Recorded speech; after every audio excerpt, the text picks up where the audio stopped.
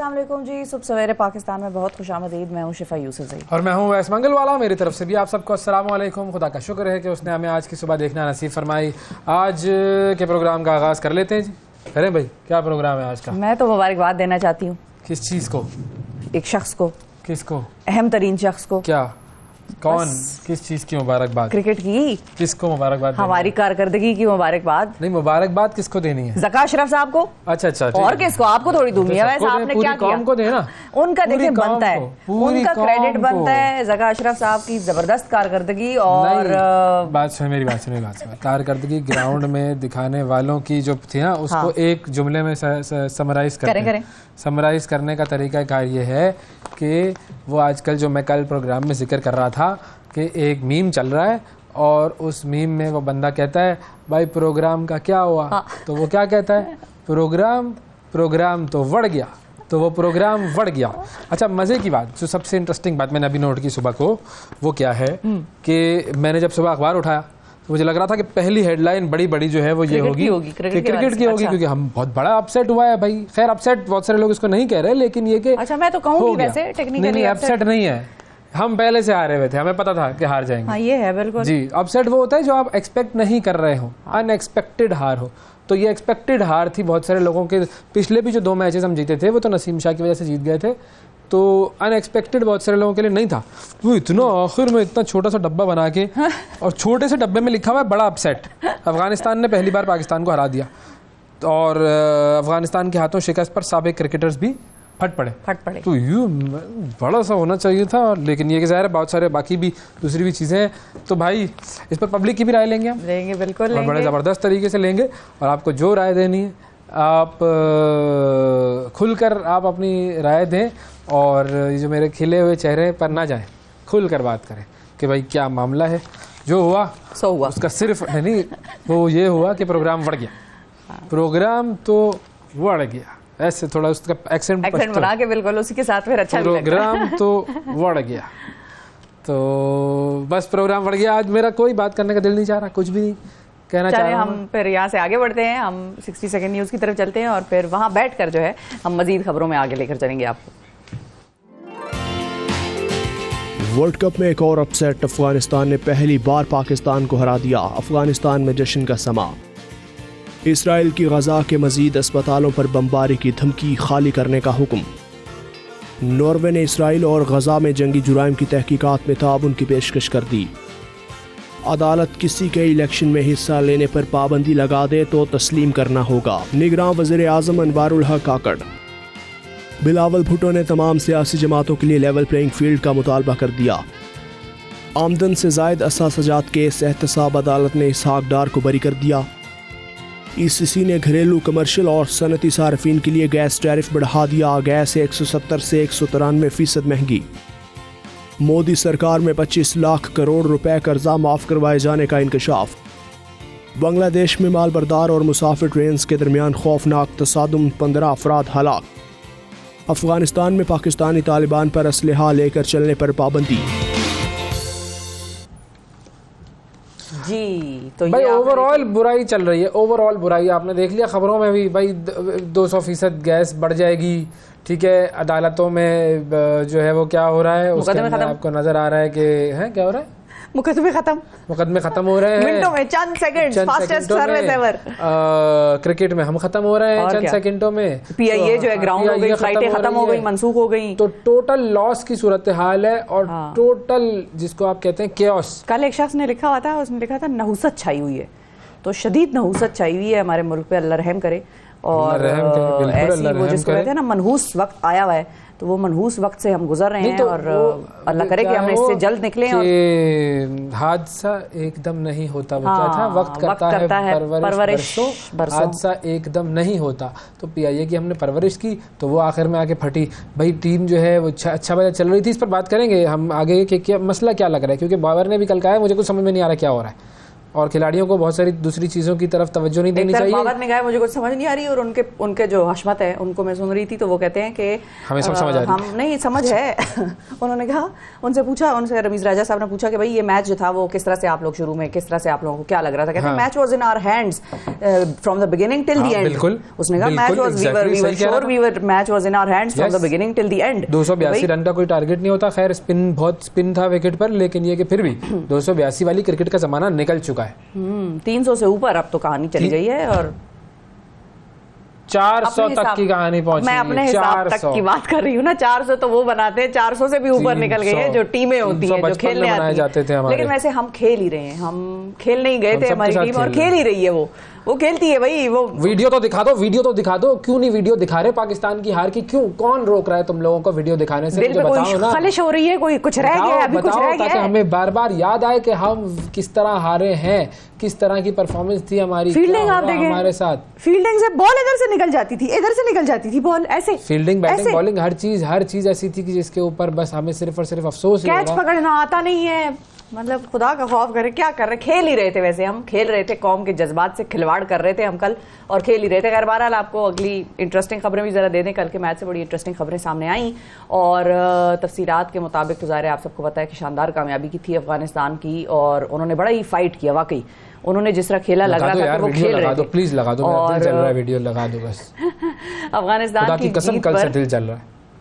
Stadium में मौजूद जो अफगान तमाशाई थे उन्होंने भी भरपूर जश्न मनाया। अच्छा, काबुल की आपको जरा बताएं खबर क्या है कि काबुल में जो है वो खास तौर पर इसका जश्न का इनेकाद किया गया। चेन्नई में अफगानिस्तान ने वर्ल्ड कप में तारीख रकम करते हुए पहली बार पाकिस्तान को वनडे मैच में हराया है, और बड़ी फाइट करके, और वेल प्लेड, मतलब वेल डिजर्विंग ये विक्ट्री थी उनकी। वेल प्लेड जो उनकी गेम थी वो सारी नजर आ रही थी। अच्छा, सीनियर भाई जो हार है ना, तो काबुल में ये जश्न हम दिखा दें आपको, काबुल का ये जश्न चल रहा है। हाँ, तो जश्न ही होगा, जाहिर है। काबुल में बड़ी जहनियत तो अभी मैं बताऊंगा ना आप लोगों को, ये अफगानियों की जहनियत जो है ना, ये थोड़ी देर में अभी मैं बताता हूँ आप लोगों को। काबुल की जो, चलो भाई ठीक है, मैच जीते जश्न मनाओ, okay, no problem, I like it.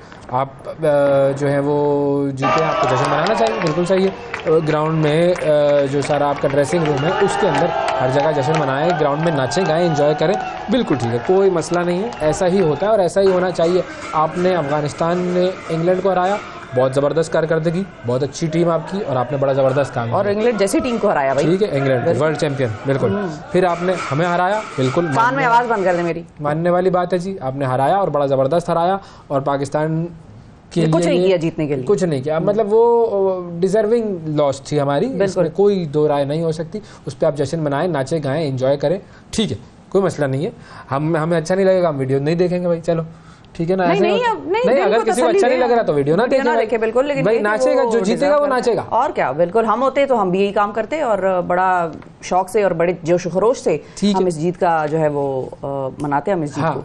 लेकिन बहुत सारी चीज़ें ऐसी हैं कि जो कि आपकी जहनियत की निशानदेही करती हैं, और वो जहनियत जो है ना, उस जहनियत को ठीक कर हमारी आंखें खुलनी चाहिए। क्रिकेट के मामले में भी हमारी आंखें खुलनी चाहिए, और रिलेशनशिप्स के हवाले से भी हमारी आंखें खुलनी चाहिए। पहली जहनियत की मिसाल आपको मिलेगी बाबर आजम की। मोहम्मद नबी बड़ा ज़बरदस्त खिलाड़ी हैं अफगानिस्तान के, बड़ा अच्छा स्पिनर है, बैटिंग भी बहुत ज़बरदस्त करते हैं। अब बाबर आजम जो है, उन्होंने वो लेसेस उनकी खुल गई मैच के दरमियान, तो वो लेस बांधने लगे, तो मोहम्मद नबी आ गए कि यार मैं बांध देता हूँ लेस, ये होता है, मतलब अच्छा गुड जेस्चर होता है, ये बहुत अच्छी बात है।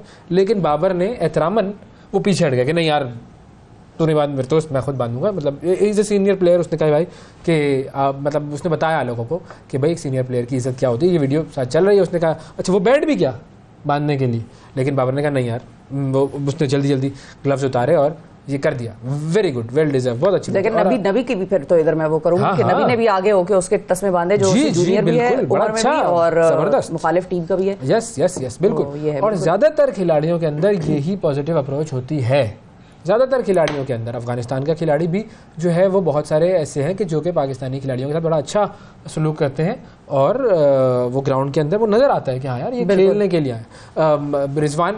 रिजवान वो जब अफगानिस्तान का बैट्समैन गिरा, उसको भी क्रैम्प्स पड़े, तो रिजवान फ़ौरन भागते हुए आया, और वो देखे रिजवान पीछे गया, और रिजवान पीछे जाते ही उसने देखा, फ़ौरन भाग कर आया कि यार इसको क्रैम्प्स पड़े हैं, उसका पाँव ऊपर है। उसने आके जो क्रैम्प्स को दूर करने के लिए ना पाँव को स्ट्रेच करते हैं, तो फ़ौरन उसने किया। जहनियत पॉजिटिव, और बहुत सारे खिलाड़ी जो हैं अफ़गानिस्तान के, पाकिस्तान के, इंडिया के, उनके अंदर भी ये पॉजिटिविटी मौजूद है और वो एक दूसरे का एहतराम करते हैं और ये एहतराम आपको ग्राउंड में नज़र आता है। ये होना चाहिए। अच्छा, होता क्या है, हुआ क्या है, इस पर ज़रा हम आगे आपको बताते हैं। ठीक है जी, ये तो चलो पॉजिटिव बातें हो गई ना, ये बड़ों का एहतराम आपने सिखा दिया, सब कुछ हो गया। लेकिन लेकिन लेकिन अब इब्राहिम ज़दरान बड़ा अच्छा खिलाड़ी है, पहले ही मैं बोल दूँ, किसी को बुरा लगता है अगर तो गलत बात है। वो बहुत आला खिलाड़ी है, बहुत अच्छी बैटिंग करता है और कल भी उसने कमाल बैटिंग की। कल इनके खिलाड़ी सारे चले, बहुत अच्छे चले। कल हमारे बस छोड़ अच्छा, दोबारा शुरू करते हैं। हाँ, तो इब्राहिम ज़दरान, इब्राहिम जब आया अवार्ड लेने के लिए तो उसने अवार्ड की स्पीच में क्या कहा, जो लोग पाकिस्तान से अफगानिस्तान भिजवाए जा रहे हैं गैर कानूनी तौर पे, जो यहाँ पर रह रहे थे ना, उनको डेडिकेट करता हूँ मैं ये अवार्ड। भाई एक तो पॉलिटिकल स्टेटमेंट, मैं तो खैर मुझे इस पर कोई एतराज़ नहीं, पॉलिटिकल स्टेटमेंट आप दें, बिल्कुल दें, कोई मसला नहीं है। फ्रीडम ऑफ एक्सप्रेशन का कायल हूँ मैं हमेशा से और हमेशा रहूँगा इंशाल्लाह। तो मुझे इस बयान पर आपके कोई एतराज़ नहीं है। लेकिन मैं इस बयान से क्या सीख रहा हूँ, ये मेंटालिटी जो है ना, ये मुझे नज़र आ रही है कि देखो भाई, एक तो फिर वही बात है, मैं कहता हूँ कि भाई हमने अफ़गानियों को पनाह दी तो लोग कहते हैं आप ये ना कहें। भाई अच्छा भाई, तो क्या करें फिर?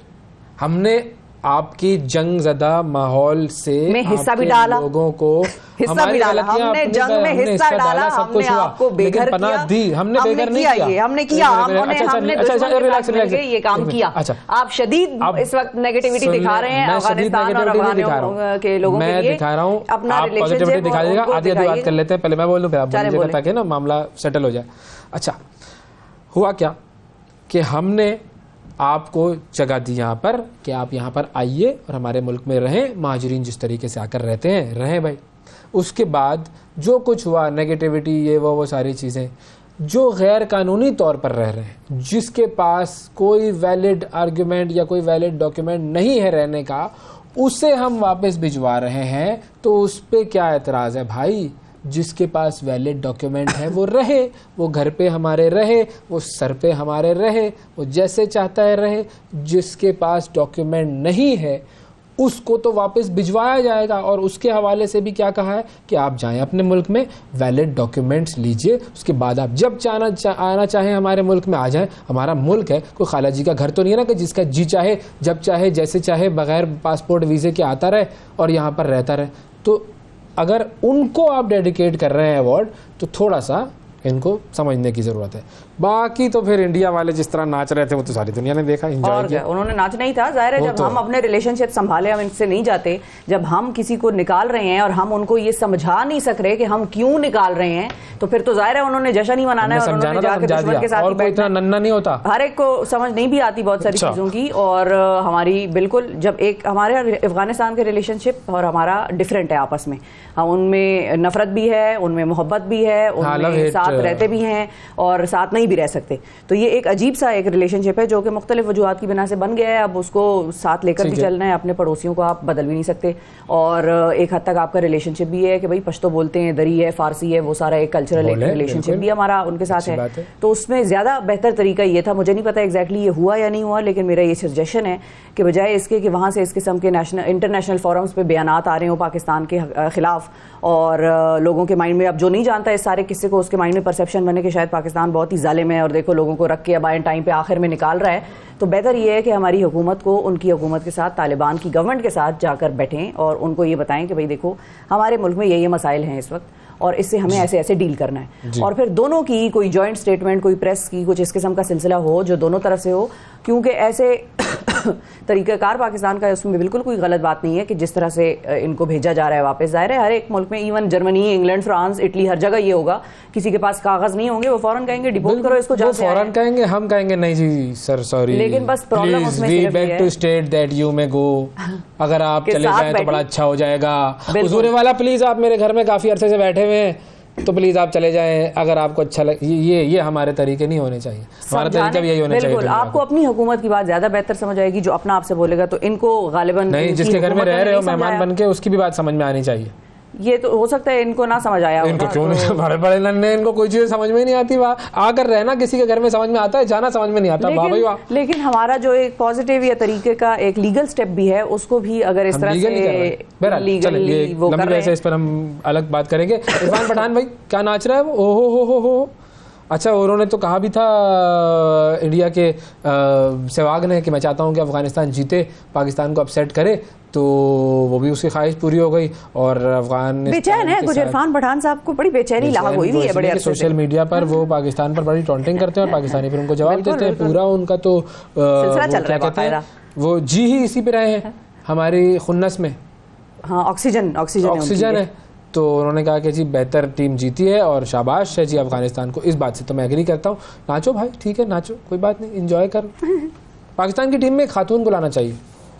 वो क्या खातून है भाई, ओ हो क्यों, ओ हो। बल्कि खातून की टीम ही मेरा ख्याल है लड़कों से ज्यादा बेहतर ही खेल रही होगी, अगर हम उनको कारकर्दगी वाइज देखें तो। उनको भेजा करें, ऐसा भी नहीं है, ऐसा भी नहीं है। वो बहुत अच्छा खातून है, वो दूसरे मुल्क की, ऑस्ट्रेलिया की खातून है, वो ग्रेस हैरिस उनका नाम है। वो खेल रही है बिग बैश। वो बिग बैश जो उसने खेला, तो बिग बैश खेलने के अंदर उसका बल्ला टूट गया और उस टूटे हुए बल्ले से उसने छक्का मारा है। कहते मैं इससे भी छक्का मार के दिखाऊंगी। हम तो छक्का ही, हमने तो 1000 पता नहीं कितनी गेंदों के बाद छक्का मारा है पावर प्ले में। इससे ज्यादा डरी हुई टीम मैंने दुनिया में नहीं देखी जो इतना डर के खेल रही होती है कि पावर प्ले में छक्का नहीं मार सके। इस साल का पहला छक्का था वो पावर प्ले में जो अब्दुल्ला शफीक ने मारा। दूसरी तरफ ये ट्वीट कर रहे हैं कि भाई इतना डर के खेल रहे हैं पावर प्ले में तो ना खेलो, और उधर मैं डर और मैं ये दुआएं कर रही हूँ कि अल्लाह मियां इनको डरता ही रखना, आउट ना हो जाए, डर के ही खेले। अब ये टेंशन है ना, डर के खेलोगे तो मर गया, डर गया वो मर गया। हाँ, लेकिन अंदाजा लगाएं कि पावर प्ले में लोग ये दुआएं कर रहे थे बैठे कि भाई टीम को वो जरा हौला खेले, आहिस्ता हाथ रखे और तरीके से खेले, ये ना आउट ही हो जाए। तो इससे बेहतर है कि सारे तरीके बढ़ गए भाई, सब बढ़ गए, सब बेकार बातें, कोई बात नहीं, जो भी हुआ बस ऐसा ही है। बस कोई इंसानियत नहीं है, कोई शराफत नहीं है, बस ऐसे ही चल रहा है। जैसे सारे मुल्क का निजाम चल रहा है वैसे ही क्रिकेट का निजाम भी चल रहा है। और क्या, और चलने दो। ये औरतें टूटे हुए बल्ले से छक्के मार रही हैं ऑस्ट्रेलिया की, और हमारे यहाँ पर जो हमारे खिलाड़ी हैं वो छक्के मार नहीं सक रहे। सोचें आप, पावर प्ले में साल का पहला छक्का, इस साल पावर प्ले में पाकिस्तान ने पहली मर्तबा छक्का लगाया है। इससे ज्यादा रिकॉर्ड है वैसे ये, लेकिन इससे ज्यादा शर्मिंदगी वाला रिकॉर्ड कोई नहीं हो सकता है वाकई। लेकिन आप फिक्र ना करें, मैं शर्मिंदगी की खबरें बथेरी लाई हूँ आपके लिए आज। कौमी एयरलाइन के हवाले से भी जरा बात करते हैं। उधर भी शदीद शर्मिंदगी हो रही है और दिल उदास ले लो। लोगों के जज्बात क्यों नहीं आ रहे सामने?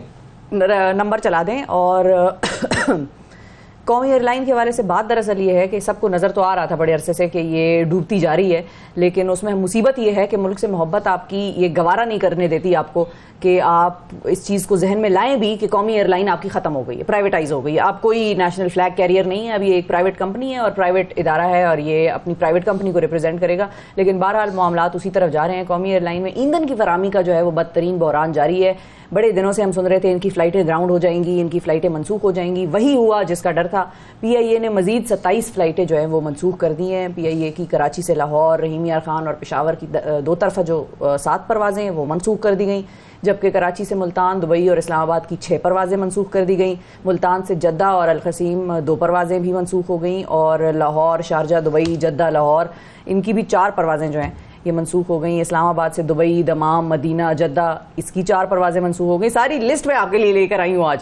इस्लामाबाद से दुबई, दमाम, मदीना, जद्दा की 4 परवाज़ें मनसूख, और बहुत ज़्यादा परवाज़ें मनसूख हुई। इसमें फिर जाहिर है कि भाई आसान अल्फाज में आपके पास बड़ा फारिग वक्त है, आप कहें सारी परवाज़ें मनसूख हो गई। जब लोगों ने पूछा, यानी कि प्रोग्राम तो बढ़ गया। और तर्जुमान से जब लोगों ने पूछा PIA के कि भाई ये क्या सिलसिला है, क्यों अचानक ऐसा हो गया, तो उन्होंने कहा कि भाई बैरून मुल्क ऑपरेशन को तरजीही बुनियादों पर जारी रखा जा रहा है। यानी कि इंटरनेशनल फ़्लाइट्स को हम चलाने की पूरी कोशिश कर रहे हैं, लेकिन जो डोमेस्टिक फ़्लाइट्स हैं उनकी तो तकरीबन पूरी की पूरी मनसूखी जो है प्रोग्राम तो बढ़ गया। ऐसे बोलना होता है, ऐसे ही बोलना होता है। अगली खबर आप सुने, अगली खबर सुने, क्या कुछ होता रहा है, क्या कुछ होता रहा है और क्या क्या हो रहा है और कैसे कैसे इंकिशाफात सामने आ रहे हैं। अब ईरान की तरफ जरा थोड़ा सा नाजरीन लेकर चलते हैं आपको।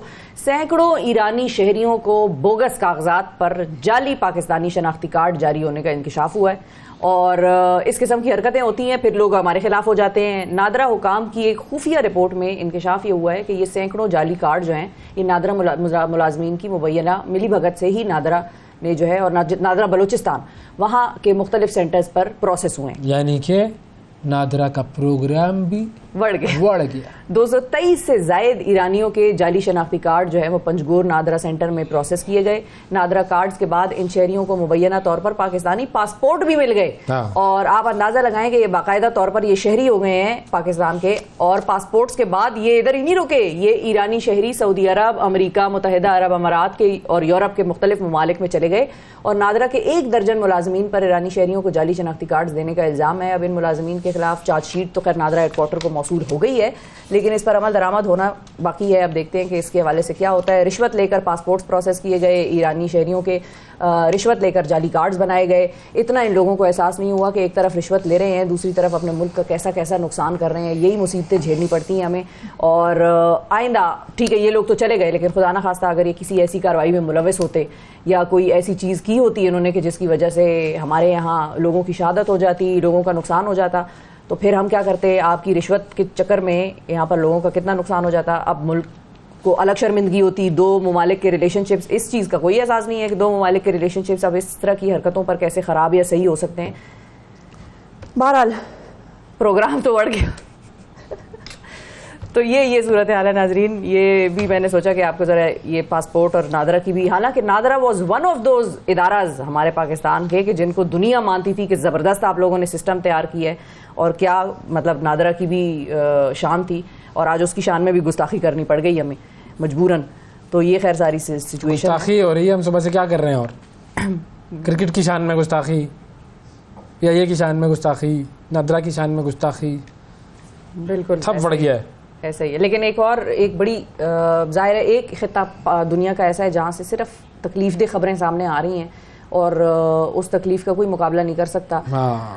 फ़लस्तीन, गाज़ा की जो पट्टी है, जो वहाँ पर हो रहा है, और जिस तरह से दुनिया देख रही है, और दुनिया के बड़े बड़े लीडरान, वेस्ट जो एक ज़माने में कहा करता था कि भाई हम तो चैम्पियन हैं ह्यूमन राइट्स के, वो चैम्पियंस ह्यूमन राइट्स के सब वड़ आ गए हैं।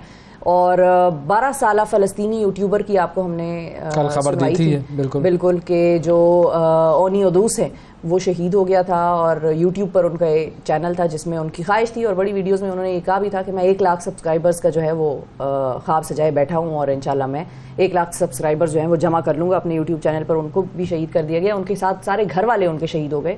अब एक और अफसोसनाक खबर सामने आई है कि गज़ा पर इसराइली बमबारी के नतीजे में मारूफ मुसन्निफ़ा, शायरा और नावल निगार हिबा बुआंदा जो हैं वो भी शहीद हो गई हैं। और गज़ा की मारूफ मुसन्निफ़ा जो हैं हिबा, उन्होंने अपनी शहादत से 1 रोज़ कबल सोशल मीडिया पर एक पैगाम जारी किया था जो कि बड़ा वायरल हो गया था, और उन्होंने उसमें ये कहा था कि अगर हम मर जाएं तो जान लें कि हम साबित कदम हैं और हम सच्चे हैं। हम कोई जान झूठ के लिए नहीं देता, हम सच पे खड़े हैं, और हमारी मौत जो है इस चीज़ का सबूत होगी कि हम सच पे खड़े हैं और हम साबित कदम हैं। और ये 32 साला थी। अपने नावल से इनकी एक नावल था जिससे इनको बहुत पजीराई मिली थी, oxygen is not for the dead. Oxygen is not for the dead, ये उनका नावल था, और इससे इनको आलमी शोहरत मिली थी। और ये इनका एक क्लिप था जो वायरल हुआ, और अब हम आपको इनकी शहादत की खबर भी सुना रहे हैं। हज़ारों शहादतें ऐसी हैं जो कि वहाँ पर हो रही हैं रोज़ाना की बुनियाद पर। कुछ जादू हो, कुछ ऐसी चीज़ हो कि जिससे दुनिया में अमन आ जाए। एक वीडियो मैंने देखी, एक बच्चा है, बहुत सारी डेड बॉडीज़ पड़ी हैं, और एक बच्चा उनके आगे से गुजर रहा है, और उसको पहले पता नहीं था कि ये उसके ख़ानदान की डेड बॉडीज़ हैं नाजरीन। और जब उसको किसी ने शायद पीछे से आवाज़ दी है या कुछ हुआ है, तो उसने पहले एक तरफ देखा, और फिर उसने उन डेड बॉडीज़ की तरफ देखा, और वो लाइन से चलता गया, और एक एक को देख के रुक के। और मैं सोच रही थी कि इन बच्चों के जहन पे जो बच जाएंगे, जो इंशाल्लाह आगे ज़िंदगी गुजारेंगे अपनी, उनके जहनों पर क्या यादें और क्या नक्श होगा। क्या है, एक वीडियो बच्चों की थी जो कि 5-6 साल के बच्चे थे, वीडियो में वो खेल रहे थे बिल्कुल। और वो खेल क्या रहे थे, उन्होंने एक चादर के अंदर अपनी छोटी सी बहन को डाला हुआ था, और बेसिकली वो खेल रहे थे उसका जनाजा निकालना, और वो आवाज़ें ये लगा रहे थे कि शहीद जो है वो अल्लाह के पसंदीदा लोग होते हैं। और वो उस जो उनका रेफ्यूजी कैंप था या जहाँ पर वो रह रहे थे, वहाँ पर वो भागते फिर रहे थे उस बच्ची को उठाए हुए, और उससे पूछा कि क्या खेल रहे हो, तो उन्होंने कहा हम ये जनाजा खेल रहे हैं। हमारे बच्चे क्या खेलते हैं, क्रिकेट खेलते हैं, हॉकी खेलते हैं, फुटबॉल खेलते हैं, चोर पुलिस घर घर ये खेलते हैं ना, ये जनाजा खेलते हैं, ये इनके जहनों पर आता है। बिल्कुल तो अल्लाह ताला उन पर भी रहम करे। अल्लाह बरतानिया की यूनिवर्सिटी में जादू सिखाना शुरू कर दिया ना उन्होंने आजकल। अजीब दुनिया बिल्कुल कि पता नहीं किस तरफ जा रहे हैं, लेकिन खैर बहरहाल जब मैं यूनिवर्सिटी ऑफ एक्सेटर पता नहीं कौन सी जगह है, वहाँ पर उन्होंने जादू टोने में पोस्ट ग्रेजुएट की डिग्री कराने का ऐलान कर दिया। भाई जादू सिखाएंगे वहाँ पर, पोस्ट ग्रेजुएट डिग्री होगी। सितंबर 2024 में ये प्रोग्राम शुरू होगा और जादू की तारीख का इसके अंदर बेसिकली मुताला करेंगे लोग। अदब, फ़लसफ़ा, आसार कदीमा, इमरानियात, नफ्सियात, ड्रामा और मज़हब जो है उसके हवाले से जादू का तज्ज़िया किया जाएगा और ये होगा। तो भाई अब ये जादू अगर सिखा ही रहे हो तो कुछ उन लोगों पर जादू करो जो कि सोए हुए, बिल्कुल सोए हुए, मरे हुए हैं, बल्कि कोमा में जा चुके हैं। तो एक हमारी क्रिकेट टीम पे जादू कर दो कोई, उस पर जादू वैसे हो ही गया है मुझे लग रहा है, लेकिन कोई जादू करो कि यूं सही हो जाए वो। और दूसरा एक आप जादू कर दो ये दुनिया में कोई अमन ले आओ, कुछ कर दो, जादू से ही होगा ये, नॉर्मली तो हो जाएगा। बहरहाल वक्फा ले लेते हैं, वक्फे के बाद दोबारा हाजिर होते हैं। सुबह सवेरे पाकिस्तान, सुबह सवेरे पाकिस्तान, सुबह सवेरे पाकिस्तान।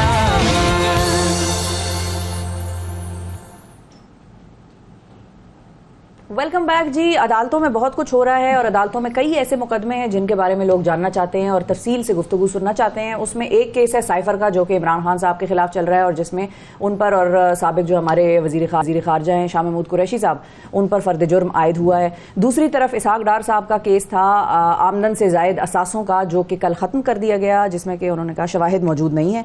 और तीसरे केसेस वो हैं जो नवाज शरीफ साहब साबिक वजीर आज़म पर हैं और अब उनको उनसे छुड़वानी है जान। अब इन सारे केसेस का क्या हो रहा है और इनमें कल क्या पेशरफ्त हुई और अब क्या होने लगा है, इस पर हम बात करेंगे। हमारे साथ साकिब बशीर साहब मौजूद हैं जो कि हमारे करेस्पॉन्डेंट हैं। अस्सलाम वालेकुम साकिब साहब। वालेकुम अस्सलाम। साकिब साहब आगाज़ करते हैं। सबसे पहले 3 केसेस हैं, 3 बुनियादी चीज़ें पूछेंगे हम आपसे। पहले तो साइफर पर आ जाएं भाई, साइफर में क्या हुआ और क्या होने जा रहा है? साइफर में जो फ़र्द जुर्म है वो शाह महमूद कुरैशी और चेयरमैन PTI पर आयद हो चुकी है। 27 अक्टूबर को जो प्रोसिक्यूशन के गवाह हैं उनको अदालत ने तलब कर लिया है। 27 अक्टूबर को ये तलबी जो है वो 3 से 4 गवाहों की हुई है। बुनियादी तौर पर 28 गवाह हैं इस केस में।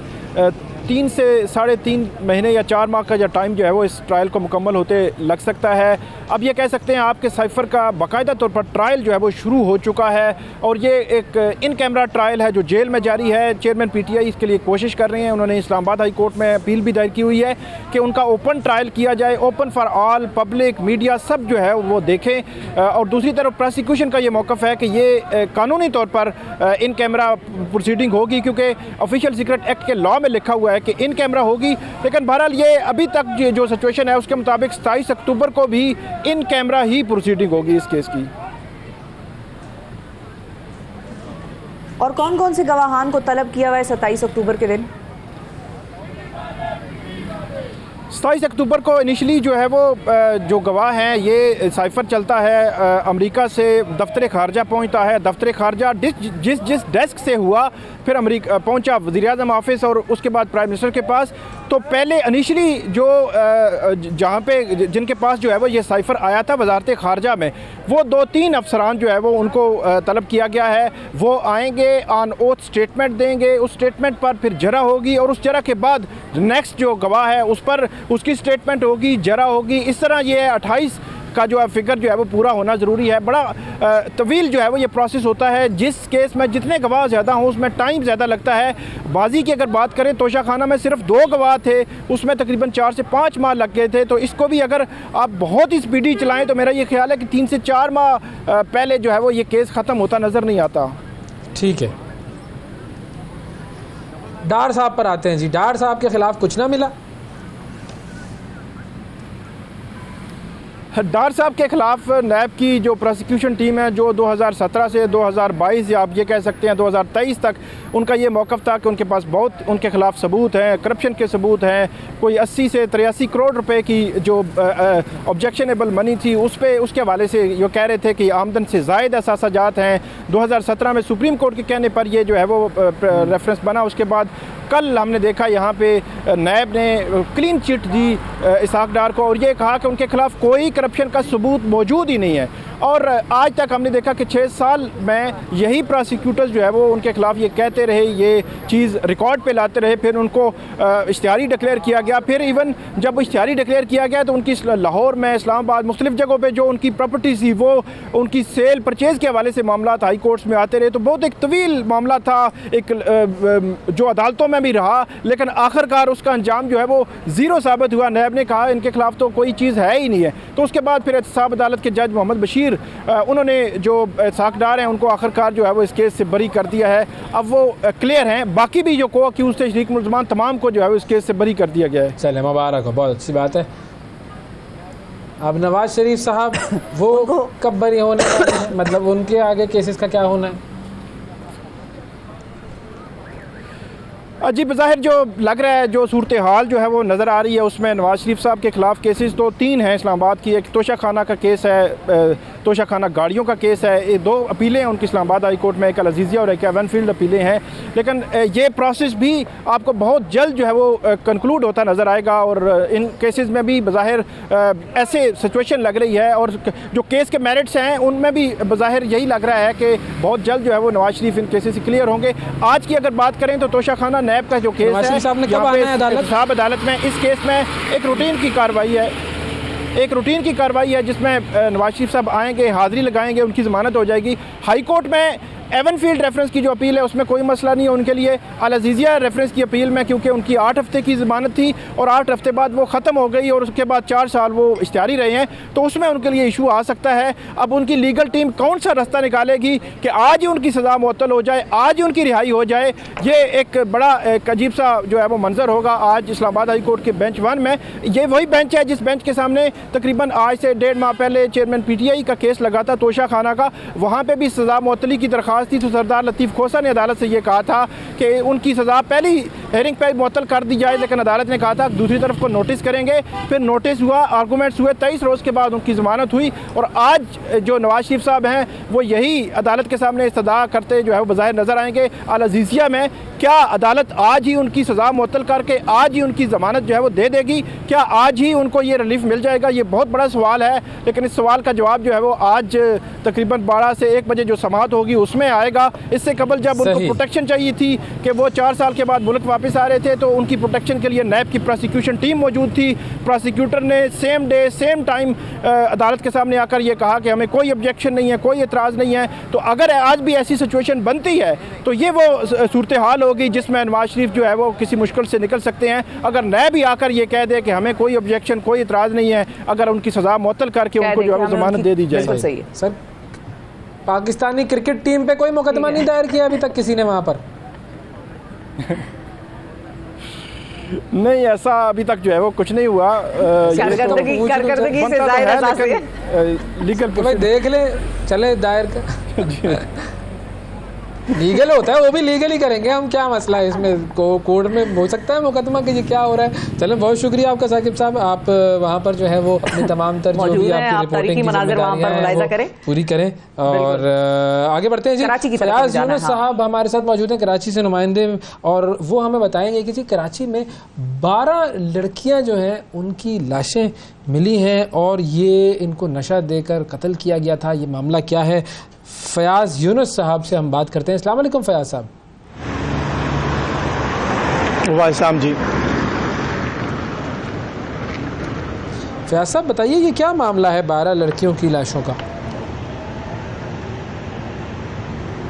देखिए, ये स्पेशल इन्वेस्टिगेशन यूनिट के SSP जुनेद शेख हैं। इन्होंने एक मौक़िफ़ दिया था कुछ दिन पहले कि कराची में 12 लड़कियों की लाशें ईदी और छिपा ने दफना दी हैं। जब हमारी बातचीत हुई है ईदी और छिपा के हुकाम से, तो उनका ये कहना है कि 2 साल या 3 साल के अरसे के दौरान उन्हें 12 लावारिस लड़कियों की कोई भी लाशें नहीं मिली। इनकी तादाद काफ़ी ज़्यादा कम है। ये तमाम तर जो ख़बरें हैं इस तरीके से निकली कि सचल थाने के हदूद से 27 सितंबर को एक लड़की की लावारिस लाश मिली। जब स्पेशल इन्वेस्टिगेशन यूनिट के पास ये केस ट्रांसफ़र हुआ तो 4 अक्टूबर को पुलिस ने 4 मुलजिमान को गिरफ्तार किया सच्चल थाने की हदूद से, जिनके नाम काशिफ, एजाज, साबिर और राजा थे। इन तमाम तर मुलजिमान ने दौरान तहकीकात बताया कि इन्होंने एक लड़की को हायर किया था और सुपर हाईवे के करीब एक गेस्ट हाउस में ले गए थे। इसी दौरान जब इस लड़की की हलाकत हुई तो इन्होंने कंबल में लपेट के लड़की की लाश को सच्चल थाने की हदूद में फेंका और फरार हो गए। पुलिस ने इन मुलजिमान को अब तक तफ्तीश पुलिस इन मुलजिमान से कर रही है, जबकि जो सहूलतकार जो खातून थी उनको अब तक हिरासत में नहीं लिया गया जिनसे इस खातून को हायर किया गया था। इसी दौरान जो स्पेशल इन्वेस्टिगेशन यूनिट के जो SSP थे उन्होंने कहा कि कराची में इससे पहले भी कई ऐसे वाक़यात हो चुके हैं, लेकिन जो अब तक तहकीकात की हैं आला हुकाम से, तो इससे पहले एक और केस जो रजिस्टर्ड सामने आया है वो डिफेंस का है, जहां पर जिन्ना अस्पताल में एक लड़की लाई गई थी जिसको मुर्दा हालत में छोड़कर एक कार सवार खातून और एक मर्द भाग गए थे, जिसके बाद पुलिस ने उसका भी मुकदमा दर्ज किया था और उस मुकदमे में नामजद जो मरकजी मुलजिम था उसको गिरफ्तार करके जेल पे भेजा था। लेकिन अब तक पुलिस के जो आला हुकाम, हमारी जब DIG CIA से कल बात हुई तो उन्होंने भी कहा है कि उन्होंने भी SSP जुनेद शेख से तमाम तर वाक़े की तफसीलात तलब की हैं, लेकिन अब तक रिकॉर्ड में सिर्फ चंद खवातीन का जिक्र है। अगर ये 12 खवातीन है तो इन तमाम तर खवातीन की लाशें कहाँ से मिली, कहाँ तदफीन की गई, कानूनी कार्रवाई कब और कहाँ हुई, ये पुलिस अफसरान इन तमाम तर सवालात के अब तक जवाबात नहीं दे सके। पुलिस की जानिब से बहुत जल्दी मौक़िफ़ दे दिया गया था कि 12 लड़कियाँ, अगर कराची में कोई भी गन शॉट साहब हमारे साथ मौजूद हमें इस खबर की तफसील से आगाह कर रहे थे। नाज़रीन वक्फा लेते हैं, वक्फे के बाद दोबारा हाजिर होंगे, हमारे साथ रहिएगा। सुबह सवेरे पाकिस्तान, सुबह सवेरे पाकिस्तान, सुबह सवेरे पाकिस्तान। वेलकम बैक जी। कुछ बात करते हैं, एक बड़ी अजीब सी टर्म हमने सुनी, वो है बॉडी डिस्मॉर्फिक डिसऑर्डर। और ये क्या है और ये क्यों होता है लोगों में, लोग इससे बड़े परेशान होते हैं, लेकिन ये जेन्युइन मसला है और ये लोगों में पाया जाता है। इसके हवाले से हम बात करेंगे कि ये क्या है और क्यों होता है। हमारे साथ डर्मेटोलॉजिस्ट मौजूद हैं, डॉक्टर अमारा साद हाशमी साहिबा। अस्सलाम वालेकुम। बहुत शुक्रिया हमारा वक्त निकालने का। ये क्या है BDD? So body dysmorphic disorder एक टर्म है ऐसे लोगों के लिए जिसके अंदर पेशेंट, दूसरे लोगों को आपका डिफेक्ट नहीं नज़र आता, लेकिन पेशेंट खुद बहुत फिक्सेटेड होता है अपने डिफेक्ट को लेकर। जैसे फॉर एग्जांपल कोई कहे कि मेरा एक नॉस्ट्रल मेरे दूसरे नॉस्ट्रल से बड़ा है। अच्छा ठीक है। अच्छा, अब आप बैठे हुए इसके अंदर एज ए ले पर्सन भी आपको नजर आ रहा है कि ऐसी कोई चीज नहीं है, और एज ए प्रैक्टिशनर तो हमें नजर आ ही रहा है कि ऐसा कोई डिफेक्ट नहीं है, क्योंकि आई एम अ प्रोफेशनल, मेरा काम है एसिमेट्री को देखना। ठीक है, मुझे भी अगर नहीं नजर आ रही और किसी आम इंसान को भी नहीं नजर आ रही, और एक खातून है जो हमारे पास आई है और जो फिक्सेटेड है इस चीज पे कि मुझे इसके लिए कोई प्रोसीजर कराना है कि ये दोनों एक दूसरे से बराबर हो जाएं, so that is called body dysmorphic. Pakistan में भी लोगों को होता है? हाँ, पाकिस्तान में, पूरी दुनिया में होता है। पाकिस्तान में उल्टा होता है। पाकिस्तान में जिसके साथ बीमारी होती है ना उसको नजर नहीं आ रही होती। हम सब कह रहे हैं क्रिकेट टीम सही नहीं चल रही, क्रिकेटरों को नजर नहीं आ रहा। हम सब कह रहे हैं भाई सियासत में मामला सही नहीं लग रहे, सियासत वालों को कुछ नजर नहीं आ रहा। पाकिस्तान में तो उल्टा है। अच्छा, वैसे दैट्स ट्रू। पाकिस्तान में इसकी आई थिंक वो बहुत कम इसलिए क्योंकि पाकिस्तान में डायग्नोज नहीं हो पाती। हाँ, मैं यही पूछना चाह रही थी कि प्रैक्टिशनर्स को इस चीज का, इस बॉडी डिस्मॉर्फिक डिसऑर्डर का की समझ आती है कि भाई ये शख्स, मतलब मिसाल के तौर पे एक प्रैक्टिस भी तो है ना, आप लोग फीस भी लेते हैं, जाहिर है कोई प्रोसीजर करते हैं, तो एक शख्स है जो कह रहा है मेरा कर दो बस, तुम ये कर दो, और वो कहे आपको जरूरत नहीं है, ऐसा तो बड़ा कम ही होता होगा इधर भी। So, देखो ऐसे होता है कि ये बिल्कुल, और ये प्रैक्टिस खाली पाकिस्तान में नहीं, ऑल ओवर द वर्ल्ड बड़ी कॉमन है कि एज अ प्रैक्टिशनर समटाइम्स ये अच्छी प्रैक्टिस नहीं है where people just keep offering treatments one after another. अच्छा, बहुत कॉमन साइंस होते हैं, मैं तुम्हें पता है I take very long time in consultation. हाँ, ये कैसे पता चलता है कि अगले को ये प्रॉब्लम? कंसल्टेशन में जब आप बात कर रहे होते हैं तो कुछ रेड फ्लैग्स होते हैं जिसके लिए हम देखते हैं। ठीक है, कुछ रेड फ्लैग्स होते हैं जिसके अंदर पेशेंट आएगा, उसने 10-15 दिन पहले किसी और डॉक्टर से कोई प्रोसीजर कराया होगा, वो आपके पास आएगा कि मेरा प्रोसीजर मैंने कराया था और मैं उससे खुश नहीं हूँ, मैंने फिलर कराया, मैंने थ्रेड कराया, मैंने बोटॉक्स कराया, मैं उससे खुश नहीं हूँ। आप पेशेंट को एग्जामिन करेंगे, आपको लगेगा ठीक है, बिफोर पिक्चर्स देखने की कोशिश करेंगे, उससे कंपेयर करने की कोशिश करेंगे कि अभी रिजल्ट क्या आ रहा है। ये बहुत बड़ा रेड फ्लैग है कि 15 दिन के अंदर वो अपनी प्रैक्टिशनर के पास वापस क्यों नहीं गया। हाँ, कहीं और आया है, वो कहीं और आया है, क्योंकि पॉसिबली उसको उसके प्रैक्टिशनर ने कहा कि भाई यही था, उसने शायद फर्स्ट कंसल्टेशन पे आइडेंटिफाई नहीं किया कि ये पेशेंट को बॉडी डिस्मॉर्फिक डिसऑर्डर है, उसने ट्रीटमेंट ऑफर कर दी। अब वो पेशेंट उसके लिए नाक का दाना बन गया, ठीक है। वो पेशेंट बार बार उसकी प्रैक्टिस में आके उसको फोर्स करते हैं। देयर आर एक्चुअली स्टेटिस्टिक्स कि 10 to 12% surgeons in America have been physically abused, physically उनको, हमारे यहाँ तो हाँ बाय पेशेंट्स, हमारे यहाँ तो बहुत कॉमन है ना, धमकी लगा दी, किसी को भी कुछ भी कह दिया, ठीक है, हमारे यहाँ तो कॉमन है। लेकिन कि मेरा ये ठीक नहीं हुआ, मेरा ये राइट था और ये आपने सही नहीं किया और डॉक्टर ही गलत है। बेसिकली ये जो मुश्किल सी टर्मिनोलॉजी जो भी आपने बताई, आप बोल सकते हैं BDD, तर्जुमा है वहम। सो ये एक काइंड ऑफ मेंटल डिसऑर्डर है जी, बिल्कुल, ये एक काइंड ऑफ मेंटल डिसऑर्डर है, लेकिन ये हमारे पास प्रेजेंट बहुत करता है एनेस्थेटिक्स, ठीक है। हमारे पास इसीलिए प्रेजेंट करता है क्योंकि these people want to do something about the way they look, ठीक है। अब नॉर्मल इंसान की ख्वाहिश है कि वो अच्छा लगे, वो एंटी एजिंग करे, वो इस तरह से रहे, ठीक है, लेकिन अच्छा नजर आए, लेकिन एक पेशेंट है जो बगैर एक प्रॉब्लम हुए, ठीक है, जो डिफेक्ट एक्चुअलिटी में एग्जिस्ट नहीं करता और वो उसके ऊपर फिक्सेटेड है। अच्छा, एक और रेड फ्लैग होता है कि वो बहुत ज्यादा शीशा देखते हैं। सारी लड़कियां यहाँ शीशा देखती हैं, लेकिन वो बार बार शीशा देखते हैं और वो बार बार कहते हैं कि ये ठीक नहीं लग रहा, ये ठीक नहीं लग रहा। हमें देखें, हम मुंह दिखाने के काबिल नहीं रहे किसी को, अच्छा, कल के मैच के बाद, लेकिन आज यही लेकर आ गए प्रोग्राम में बैठे। अच्छा, फिर कुछ क्वेश्चंस होते हैं जो हम उनसे पूछते हैं कि आप अपनी ये परेशानी को लेके कितना फिक्सेटेड रहते हैं, कितना आप इस टाइम कितना टाइम लगाते हैं इस बारे में सोचने के लिए। अगर आप पूरी रात सोच रहे हैं, कुछ पेशेंट्स आती हैं वो कहती हैं हमें सारी रात नींद नहीं आई क्योंकि हमने प्रोसीजर कराया और हमारा ये टेढ़ा है, ठीक है। फिर इसका इलाज कैसे करते हैं? फिर इसका इलाज सीधा because it's a mental disorder, एक तो सबसे पहले as practitioners it's good medical practice कि आप you have the right to say no to a treatment, ठीक है। ऐसी ट्रीटमेंट जिसमें पेशेंट का फेस चेंजेस आप लेकर आ रहे हैं, वो पेशेंट आप उसको रिफ्यूज कर दें।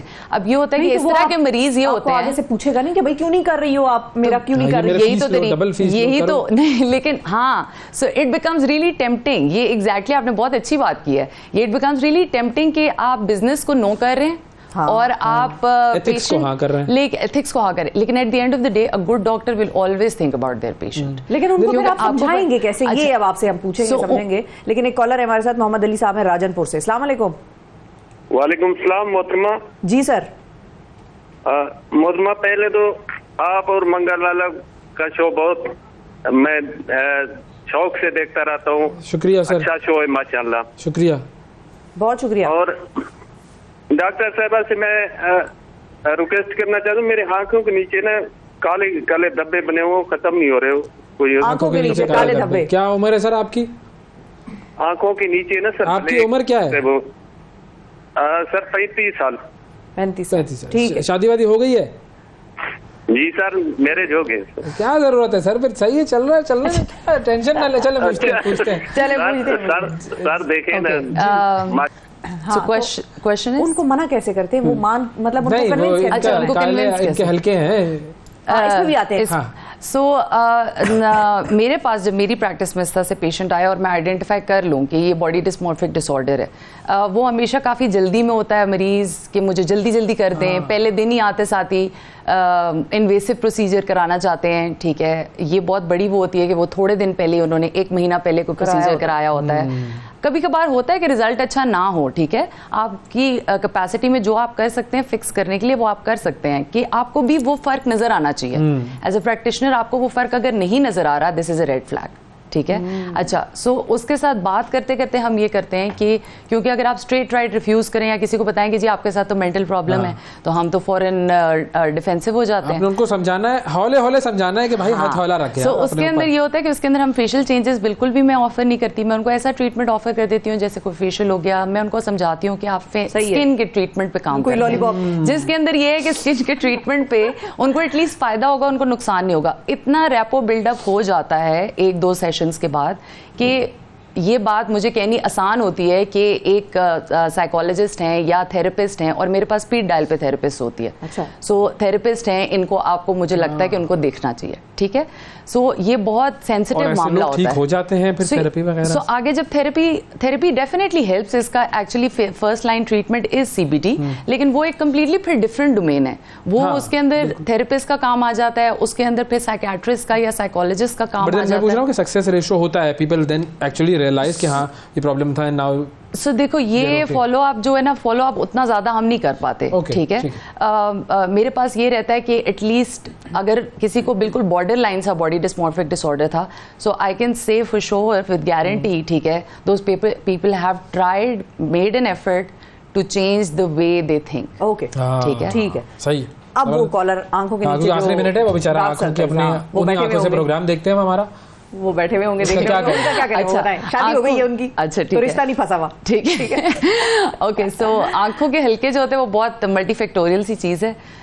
यंग आपने 35 इयर्स बताई, 35 इयर्स एज के ऊपर ही I think this is something जो उसका जेनेटिक कंपोनेंट हो सकता है। टाइम पे सोएं और टाइम पर उठें और फोन कम देखें तो काफी कम हो जाएंगे। हाँ, और फिर ये कि मेडिकल रीजंस कुछ होती हैं, उसके लिए आप डिटेल में कंसल्टेशन हम कर सकते हैं। हम ऑनलाइन कंसल्टेशंस भी करते हैं अगर आप आउट ऑफ इस्लामाबाद हैं तो। बिल्कुल सही है, बहुत शुक्रिया अदा करेंगे। डॉक्टर हमारा साथ हाशमी हमारे साथ मौजूद थी और बॉडी डिस्मॉर्फिक डिसऑर्डर पे बात करी थी। ये एक ऐसा सब्जेक्ट है जो कि एथिकल ज़्यादा है और मेडिकल प्रैक्टिशनर्स जो हैं वो इसको ज़्यादा गौर से देखते नहीं है, तो ये समझने की ज़रूरत है पेशेंट को भी और डॉक्टर्स को भी। वक्फे की तरफ बढ़ते हैं, वक्फे के बाद आपसे दोबारा मिलेंगे। Stay with us.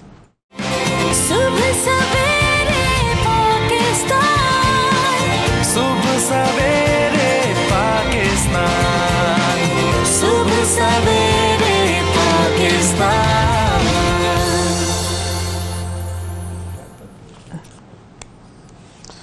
Welcome back जी। सियासी मामला पर नजर डालते हैं और पाकिस्तान पीपल्स पार्टी की तरफ से कुछ बयानात ऐसे आ रहे हैं कि जिससे लग रहा है कि वो नवाज शरीफ साहब की वापसी और जो पॉलिटिकल एंट्री है उस पर कुछ थोड़े से नाखुश नजर आ रहे हैं। हम बात करेंगे जी, कुछ बेचैनी है, वो बेचैनी क्या है, क्यों है, और कुछ तो है जिसकी पर्दादारी है। तो नदीम अफजल चंद साहब हमारे साथ मौजूद है, पाकिस्तान पीपल्स पार्टी के रहनुमा। अस्सलाम वालेकुम नदीम साहब। वालेकुम अस्सलाम जी। बहुत शुक्रिया नदीम साहब, आपने वक्त निकाला। सबसे पहले तो ये बताएं कि नवाज शरीफ साहब की वतन वापसी पर आप क्या कहेंगे, मतलब what is your first take on his return? जी अच्छे तरीके से आए हैं, अच्छी बात है, वेलकम करते हैं हम उनको पॉलिटिकली, लेकिन एडमिनिस्ट्रेटिवली मैं समझता हूँ उन्होंने अपना नुकसान किया है, जो उनका नज़रियाती नुकसान हुआ है। अब ये पता नहीं कि वो उनका अपना नुकसान है या कोलैटरल डैमेज होता है। हाँ, अल्लाह करे किसी का भी ना हो नुकसान, लेकिन मजबूत लीडरशिप जब अपने पॉइंट पे यू टर्न लेती है तो यकीनन पॉलिटिकल क्लास का नुकसान होता है। तो ऐसा कौन सा आपको लगता है कि यू टर्न नवाज शरीफ साहब ने लिया है, किस बात पर उन्होंने यू टर्न लिया, ये बताएं ना जरा।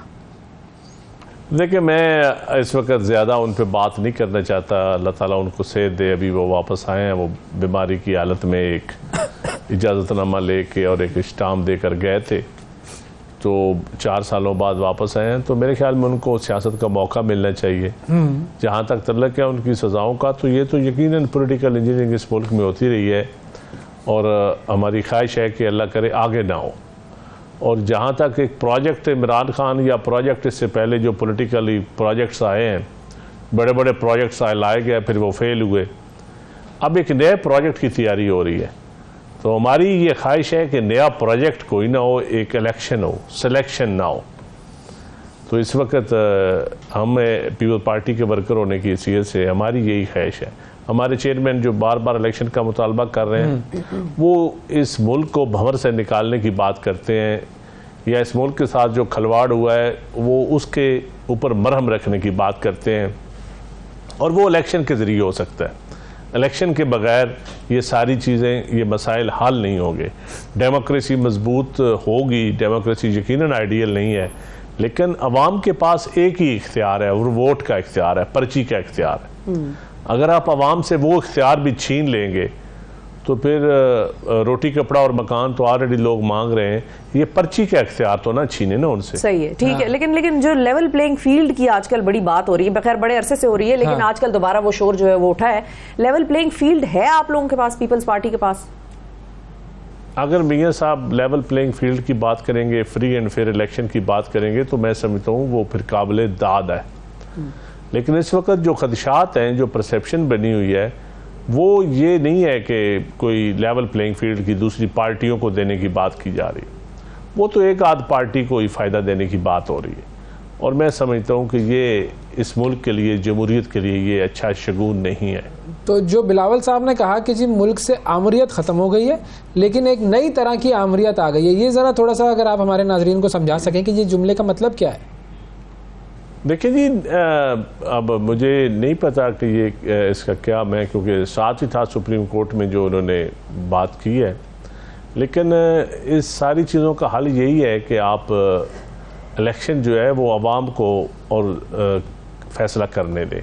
कोई और फैसले करेगा तो ये एक आमरियत तो आप नहीं कह सकते, आमरियत नमा फैसले होते हैं वो इंडिविजुअल कोई भी हो, खा पॉलिटिकल बंदा कोई हो, खा कोई और बंदा हो। मैं समझता हूँ कंसेंसस के साथ उन्होंने बात की है, कंसेंसस के साथ कि चलाया जाए इस मुल्क को, पॉलिटिकली भी कंसेंसस हो और इदारों के अंदर भी डायलॉग हो, ताकि इदारों के अंदर भी एक कंसेंसस चीज़ आई जाए, एक इत्तफाक राय पैदा किया जाए। तो ये बात उन्होंने की है और इसमें मैं समझता हूँ कि ये मुल्क के लिए, इस जमहूरियत के लिए, इदारों के लिए ये बहुत अच्छी चीज़ है। सही है, ठीक है। लेकिन अब इलेक्शन की डेट की जहां तक बात है और जिस पर आप लोग एतराज़ कर रहे हैं, इलेक्शन कमीशन ने तो कहा है कि जनवरी के आखिरी हफ्ते में इलेक्शंस होंगे, तो उसमें पीपल्स पार्टी को क्या मसला नजर आ रहा है? क्योंकि नवंबर की वैसे तो डेट होनी चाहिए थी 90 दिन के अंदर, लेकिन नवंबर में अब पॉसिबिलिटी नजर नहीं आती, तो इसलिए वो तो बात ही लपेट दी गई है और ना ही हमें भी एक्सपेक्ट करना चाहिए कि नवंबर में होगा, हो भी नहीं सकता। तो जनवरी के आखिरी हफ्ते में क्या मसला है? देखिए जी, जब तक शेड्यूल का ऐलान नहीं होता, कोई डेट नहीं दी जाती, तो उस वक्त हम कैसे यकीन कर लें कि इलेक्शन जनवरी के में होंगे या फरवरी में होंगे या मार्च में होंगे? तो मैं समझता हूँ कि आइनी पोजीशन के ऊपर रहना चाहिए और आइन बड़ी मुकद्दम चीज़ है और इलेक्शन कमीशन को इलेक्शन डेट दे देनी चाहिए। ठीक है, चलें, उनको डेट देनी चाहिए। अब उस डेट के बाद वही मसला होगा कि फिर लेवल प्लेइंग फील्ड है या नहीं है। ज़रा थोड़ा सा आसान अल्फाज में खुल कर ज़रा आप बता सकते हैं कि इस वक्त किस किस के पास लेवल प्लेइंग फील्ड है और किस किस के पास नहीं है?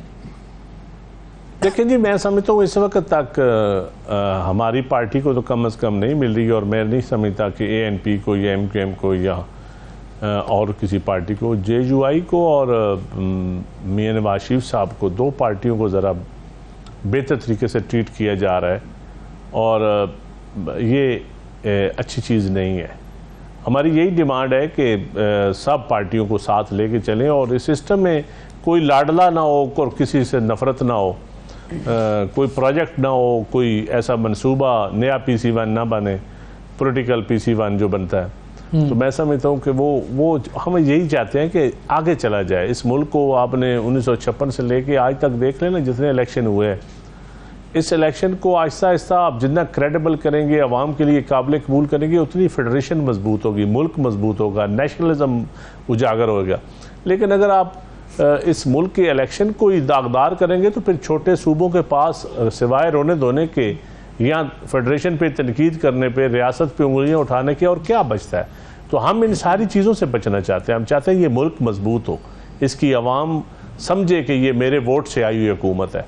अगर आवाम इलेक्टेड समझेगी तो ये अच्छी चीज़ होगी और अगर आवाम सेलेक्टेड समझेगी किसी को तो वो फिर अच्छी चीज़ नहीं होगी। आवाम को मौका तो मिले, चंद साहब, वोट डालने का वो का मौका मिले, फिर आवाम कुछ समझेगी कि वोट दिया नहीं दिया। लेकिन आपको प्रॉब्लम, मतलब वो समझ में नहीं आया कि पीपल्स पार्टी किस बात पर एक्चुअली दरअसल नाखुश है।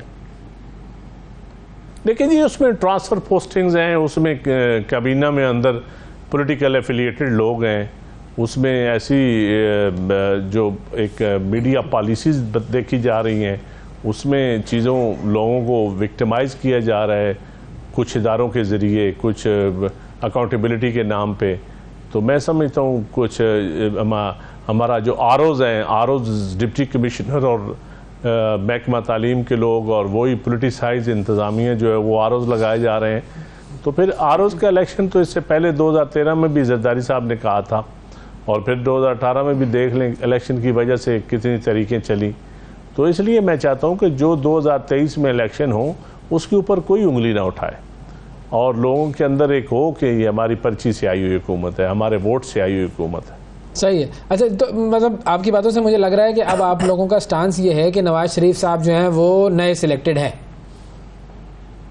देखिए जी, इस वक्त तो मैं ये नहीं कहता कि अगली सिलेक्टेड हुकूमत वो जमात बनेगी या बनने में कामयाब होगी, या अभी इस वक्त कबल अज़ वक्त है, लेकिन लेवल प्लेइंग फील्ड बिल्कुल नहीं है।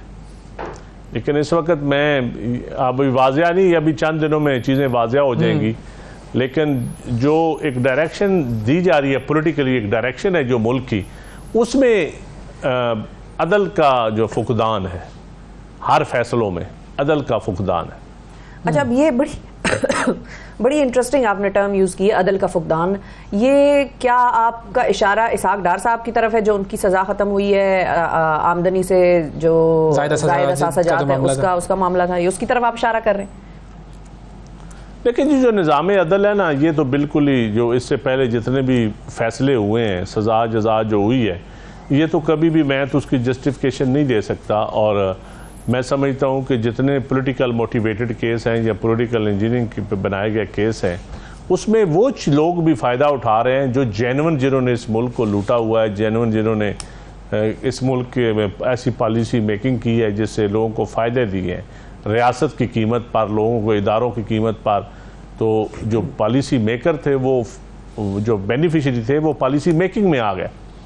तो मेरे ख्याल में ऐसी चीज़ें हुई हैं, लेकिन जहाँ तक किसी के बरी होना या किसी को सज़ा होना, ये तो अदल की बुनियाद पे होना चाहिए, और मैं पुरानी सज़ाओं को कोई आइडियल नहीं समझता। अच्छा, एक और चीज़ लेवल प्लेइंग फील्ड की ज़रा बता दें कि इस वक्त क्या, चलें आपने बाकी जमातों का बता दिया, पीटीआई को लेवल प्लेइंग इस वक्त मिल रही है या नहीं मिल रही है?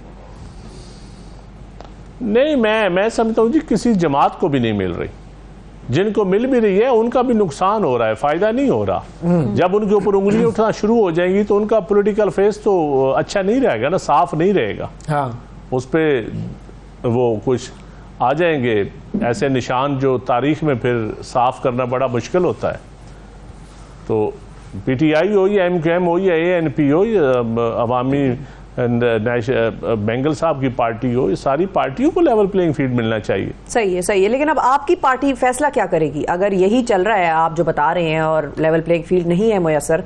तो फिर इस सिचुएशन पर पीपल्स पार्टी का फैसला क्या है और क्या करेगी वो?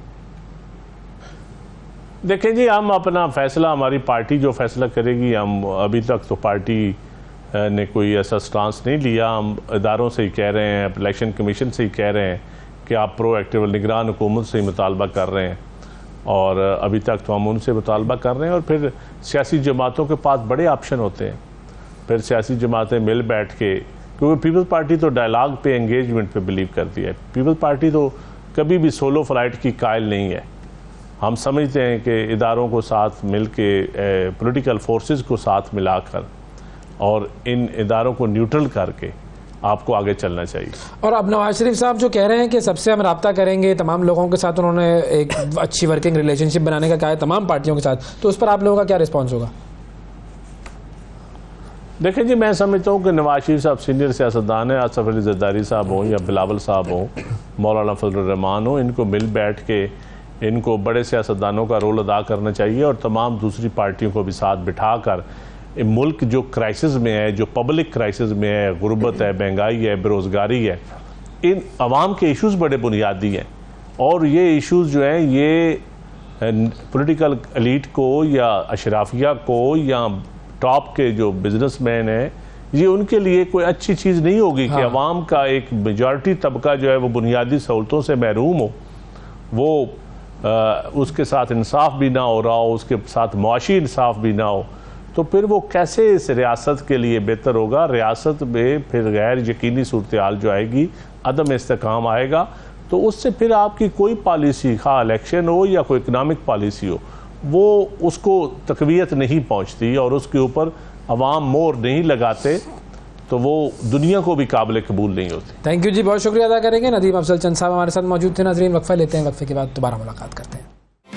सुबह सवेरे पाकिस्तान, सुबह सवेरे पाकिस्तान।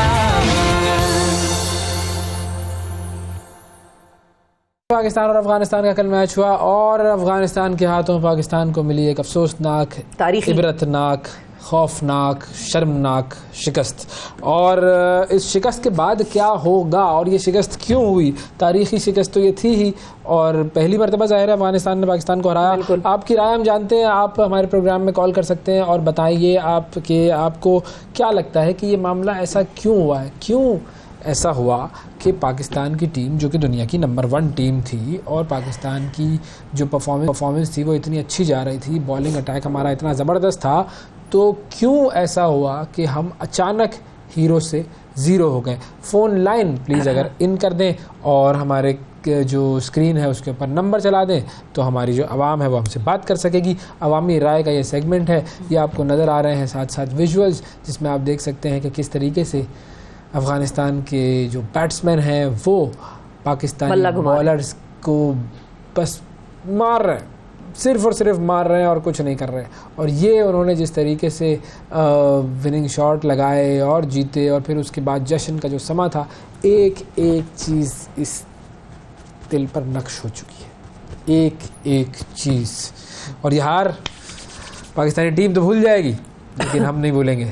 हम वैसे आयरलैंड से भी हारे थे एक ज़माने में, 2007 का वो वर्ल्ड कप था और उस वक्त जब इंज़माम उल हक साहब जो कि आज भी टीम के करता धरता हैं, वो उस वक्त भी टीम के कप्तान थे, उनका आखिरी मैच था, वो बाहर निकले थे, आउट होने के बाद उनकी आंखों से आंसू रवां थे और पूरी कौम अफसोस में थी कि ये हुआ क्या, ये क्या हुआ, पाकिस्तान की टीम आयरलैंड से हार सकती है, कैसे ऐसा हो सकता है। लेकिन उसके बाद पाकिस्तान की टीम अब एक मरतबा फिर रिकॉर्ड साज तारीख़ी हार पाकिस्तान की टीम की, अफ़गानिस्तान ने हमें 8 विकेटों से हराया और हमें लगता था कि हमारी कुछ न कोई चीज़ तो चली जाएगी। बैटिंग 282 रन हम बना सके जो कि कम थे मेरे हिसाब से। कौन है जी कॉलर का नाम भी यासिर साहब हैं, मुजफ्फरगढ़। यासिर साहब जी, अस्सलाम वालेकुम यासिर साहब। अस्सलाम वालेकुम। अस्सलाम वालेकुम सर, मेरा नाम अमाद यासिर है, मुजफ्फरगढ़। जी अमाद साहब। सर सबसे पहले तो हमें एज अ नेशन हमें बहुत मायूसी हुई है कि हम अफगानिस्तान जैसी टीम से हार गए। लेकिन सर हम इस मौके में एज ए नेशन हमें सपोर्ट करनी चाहिए पाकिस्तान टीम को। जितने भी पैनलिस्ट एक्सपर्ट्स बैठे हैं कोशिश करनी चाहिए सपोर्ट करें। हाँ जी, क्या हुए कैसे सपोर्ट करें, अब क्या करें? मतलब अब सर पे तो बिठाया हुआ है इनको और क्या करें? मतलब अभी इतने बुरे तरीके से हार रहे हैं हम, तो उस पर कुछ तनकीद तो बनती है ना सर। ये सर कंस्ट्रक्टिव क्रिटिसिज्म करना चाहिए सर, लेकिन हमें एज अ मैं तो सर यहाँ पे क्या है कि पाकिस्तान जीते सर, हमारा दिल तो कहता है, लेकिन अब ऐसा क्या किया जाए कि अपने चले आप करें कंस्ट्रक्टिव तनकीद करें, आपको खुलकर हमारे प्रोग्राम में मौका दिया जाता है। आप बताएं क्या क्या कंस्ट्रक्टिव तनकीद हो सकती है पाकिस्तानी टीम पर? जैसे सर कल साउथ आउट हुआ है, वो बार बार एक ही शॉट पे आउट हुआ है और इमाम उल हक भी एक ही शॉट पे। कि अगर सर ये हो सकता है कि जैसे मैसेज भेजते हैं कि ऐसा हो जाए सर, ये हम कोच को कहते हैं कि वो इस को लीगली ले और उनको उस शॉट की प्रैक्टिस करवाए। और पाकिस्तानी सर ये इंटरनेशनल प्लेयर हैं, ये प्रैक्टिस की बात नहीं है, माइंडसेट का मसला होता है। सबको पता है कौन सा शॉट खेलना है और कौन सा शॉट नहीं खेलना है, माइंडसेट का मसला है मेरे ख्याल से। लेकिन आपकी बात बहुत शुक्रिया सर। आंखों पर हमारे यासिर साहब मुजफ्फरगढ़ से। मिसिस शौकत साहिबा है हमारे लाहौर से। लाहौर। मिसिस शौकत, अस्सलाम वालेकुम। वालेकुम सलाम, क्या हाल है? ठीक है, बिल्कुल ठीक। तो आप बताएं क्या पकाया खाने में आज आपने, या बस दिल ही नहीं चाह रहा था? क्या पकाएं खाने में, आप बताएं। ये तो सवाल बहुत बुरा है, ये बड़ा मुश्किल सवाल है, ये अम्मी भी पूछती हैं। बिल्कुल मूड नहीं है मेरा। हाँ जी, मैं तो ये कहना चाहती हूँ कि जी देखें, रऊफ ने पिछले मैच में इतने रन दिए थे, जमान खान को बैठाया हुआ है, उसको नहीं खिलाया। हाँ, वो ट्रैवलिंग रिजर्व है ना, उसका पूरा प्रोसेस है, वो किया ही नहीं उन्होंने बिल्कुल। हाँ जी, इनको सिर्फ आप ऐड दिलाते रहे टीवी पे बस। हाँ, ऐड कर लो, यस, बाल बनवा लो, शेव करवा लो, ये बात बिल्कुल। हाँ जी, इसमें ये खुशी इतना कमा लेते, इनको क्रिकेट खेलने में क्या दिलचस्पी है? और क्या, सही रात भर सोते नहीं है, हमारा गर्दी करते हैं। आप ये बताएं कि क्रिकेट किस तरह खेलेंगे? इतनी मार पड़ी है हारिस रऊफ को, तो इतनी मार पड़ी है पिछले मैच में भी। आप ये बताएं, इन पे कोई चेक ही नहीं है, जबकि ज़काशत साहब उधर बैठे हुए। हाँ, वो नहीं है इन पे, बिल्कुल चेक करना चाहिए। घूमने गए हुए वहाँ। अब इलाज क्या है, इलाज क्या है मुझे बताएं। इनका इलाज यही है, सारी टीम को फारिग करे। हमने हार नहीं है ना, तो यंग टीम बना ले, वो भी हारेंगे तो ये कौन से बूढ़े बूढ़े हैं, ये भी तो यंग हैं। हाँ, इफ्तिकार माशाल्लाह यंग है। इफ्तिकार देखें, उसने तो कल बड़ी कोशिश की, पिछले मैच में भी उसने बहुत अच्छा खेला, इस मैच में भी अच्छा कोशिश की। शादाब को आप देख लें। हाँ, शादाब, शादियां हुई है ना सबकी, ताजा शादियां उनको बेग में याद आ रही हैं। बस ये मसला है, बेगम को साथ भेजना चाहिए था। बेग में याद आ रही है तो घर भी वापस आना है कि उन्होंने वहीं रह जाना है। हाँ, अच्छा, बेगम बेलन से मारेगी। फवाद चौधरी साहब ने कल एक बड़ी मजेदार ट्वीट की हुई थी कल के मैच के बाद। उन्होंने कहा कि काकड़ साहब से मेरी ये दरखास्त है। थैंक यू मिसेस शौकत साहब, थैंक यू। फवाद चौधरी साहब कहते हैं मेरी काकड़ साहब से, प्राइम मिनिस्टर साहब से दरखास्त है कि पूरी टीम को अफगानिस्तान भेजें। और मेरी काकड़ साहब से ये दरखास्त नहीं है, मेरी तो आसिम मुनीर साहब से दरखास्त है। सर आप कुछ करें, आप हर चीज़ का इलाज कर सकते हैं, आप कुछ करें खुदारा। बस ऐसे ऐसे खिलाड़ी हमारे बेंचों में बैठे हुए हैं कि बस मैं क्या बताऊं, बेचारा वो बैठा हुआ है। वो स्पिन पिच थी, 40 ओवर अफगानिस्तान ने स्पिन कराया यार, 40 ओवर। कोई आप सोच लें, जब पता है कि ये पिच हमारी, पता है टीम का मसला क्या है? हमारी टीम वो है कि जब हमारी टीम बैटिंग करने जाती है ना तो पिच बॉलिंग पिच बन जाती है, जब हमारी टीम बॉलिंग करने जाती है तो वो पिच बैटिंग पिच बन जाती है। ये मसला है, ये पिचों का मसला है, हमारा नहीं। हम तो बिल्कुल सही खेल रहे होते, अब पिच ही बदल जाए तो उनके टाइम पे वो बैटिंग पिच बन गई, जब अफगानिस्तान बैटिंग करने आया वो पिच ही बदल गई, पिच बैटिंग पिच बन गई अचानक से। हम जब जी समी साहब शेखुपुरा से, अस्सलाम वालेकुम। वालेकुम सलाम जी समी साहब फरमाएं, कल मैच तो आपने देखा होगा। जी देखा है। मैं बात यही करना चाह रहा हूँ कि कल अफगानिस्तान से बहुत बुरी तरह मैच हारे हैं। क्यों हारे सर, आपको क्या लगता है क्यों हारे? हम यार टीवी की आवाज़ बंद कर दो, खुदा का वास्ता है। जिस तरह हम चाहते हैं ना इस वक्त क्रिकेट की आवाज़ बंद हो जाए, उस तरह क्रिकेट की आवाज़ के साथ टीवी की आवाज़ भी बंद करो मेरे प्यारे भाई। बंद कर दी। अब बताएं क्यों हारे? अब बताओ। अरे हम ये कहते हैं कि बाबर आजम नंबर 1 बैट्समैन है, हमारी टीम नंबर 1 है। हमें ऐसे नंबर 1 का होने का क्या फायदा कि हमारी टीम अफगानिस्तान जैसी टीम से हार गई है।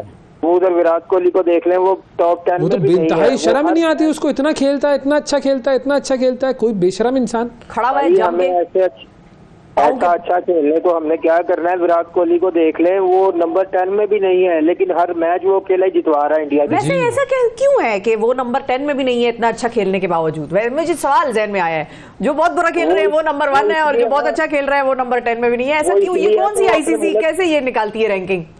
वो अपने मुल्क के लिए खेल रहे हैं, ये सारे अपने लिए खेल रहे हैं। इन्हें ये है कि पता कि शादाब खान ने 12, 15, 20 मैचों में कुछ नहीं किया। उसे पता है बाबर आजम मेरा दोस्त है, मैं खेलना ही है, मैंने खेलना ही है, किसी और को उसने लाना ही नहीं टीम में।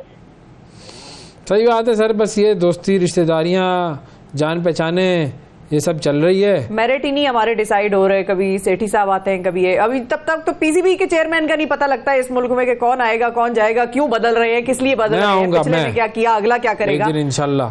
तो जब ये आलम हो तो फिर वहाँ पे टीम तो ऐसी ही होगी ना। चले जी एक काम करते हैं, ब्रेक लेते हैं, ब्रेक मजीद क्रिकेट पे बात करेंगे, आप लोग रेडी रहिएगा। सुबह सवेरे पाकिस्तान, सुबह सवेरे पाकिस्तान, सुबह सवेरे पाकिस्तान। वेलकम बैक सुबह सवेरे पाकिस्तान में एक मरतबा फिर खुशामदीद। पाकिस्तान की शर्मनाक, इबरतनाक, खौफनाक हार पर हम बात कर रहे हैं और आपकी कॉल्स भी हम साथ साथ शामिल कर रहे हैं, आपका भी हम नज़रिया जान रहे हैं कि भाई मामला है क्या। और इस वक्त हमारे साथ cricket encyclopaedia senior sports journalist Mirza Iqbal Baig साहब मौजूद हैं। अस्सलाम वालेकुम इकबाल साहब। सर बहुत शुक्रिया सर, प्रोग्राम के लिए वक्त निकाला आपने। ये सर देखें परफॉर्मेंस इतनी बुरी कि आप बस हारे ही जा रहे हैं। ये हो क्या गया इंग्लैंड की टीम को? हैं इंग्लैंड की टीम को आप भी घूम गए लगता है मुझे। जी सर सर यही हुआ है सर। देखें इंग्लैंड की टीम की भी तो बुरी परफॉर्मेंस है ना, हम अपनी छोड़े अब इंग्लैंड की फिक्र करें सर हम। लगता है हम दोनों इंग्लैंड और पाकिस्तान एक ही कश्ती के सवार हैं। इंग्लैंड की परफॉर्मेंस भी बड़ी पैथेटिक है, वर्ल्ड चैंपियन है, डिफेंडिंग टाइटल डिफेंड कर रहा है, लेकिन इंग्लैंड भी बुरी तरीके से साउथ अफ्रीका से हारा, अफगानिस्तान से हारा। और हम दोनों में एक चीज मुश्तरक है कि अफगानिस्तान ने इंग्लैंड को 69 रन से हराया और कल हमें 8 विकेटों से हरा दिया। तो एक ही कश्ती के सवार है, एक ही गम के जो है वो साथी है हम दोनों, इंग्लैंड और पाकिस्तान। इसलिए आपने सही इंग्लैंड का नाम लिया। नहीं, लेकिन हम ये कह सकते हैं ना सर कि पाकिस्तान की जो इस वक्त की परफॉर्मेंस है वो वर्ल्ड चैंपियन के बराबर है।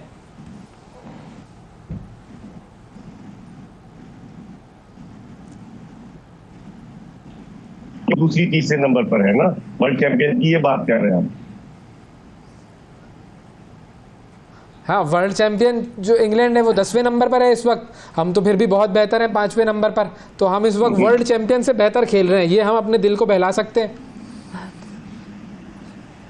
बिल्कुल वैसे दिल खून के आंसू होता है कि 2012 से पाकिस्तान और अफगानिस्तान के दरमियान वनडे इंटरनेशनल मैचेस खेले जा रहे हैं। 7 मरतबा अफगानिस्तान को पाकिस्तान ने हराया, लेकिन इस मरतबा अफगानिस्तान जिंक्स तोड़ने में कामयाब हुआ। हालांकि 2018, 2019 और 2023 में फतह के नजदीक आकर भी अफगानिस्तान फतह हासिल न कर सका, लेकिन कल उन्होंने जिस तरह की परफॉर्मेंस दी पाकिस्तान के लिए लम्हा शुक्रिया है, क्योंकि अब हमें इसका पोस्टमार्टम करना पड़ेगा कि क्या वजूहात है, क्या पाकिस्तानी क्रिकेट टीम का इंतखाब दुरुस्त हुआ था।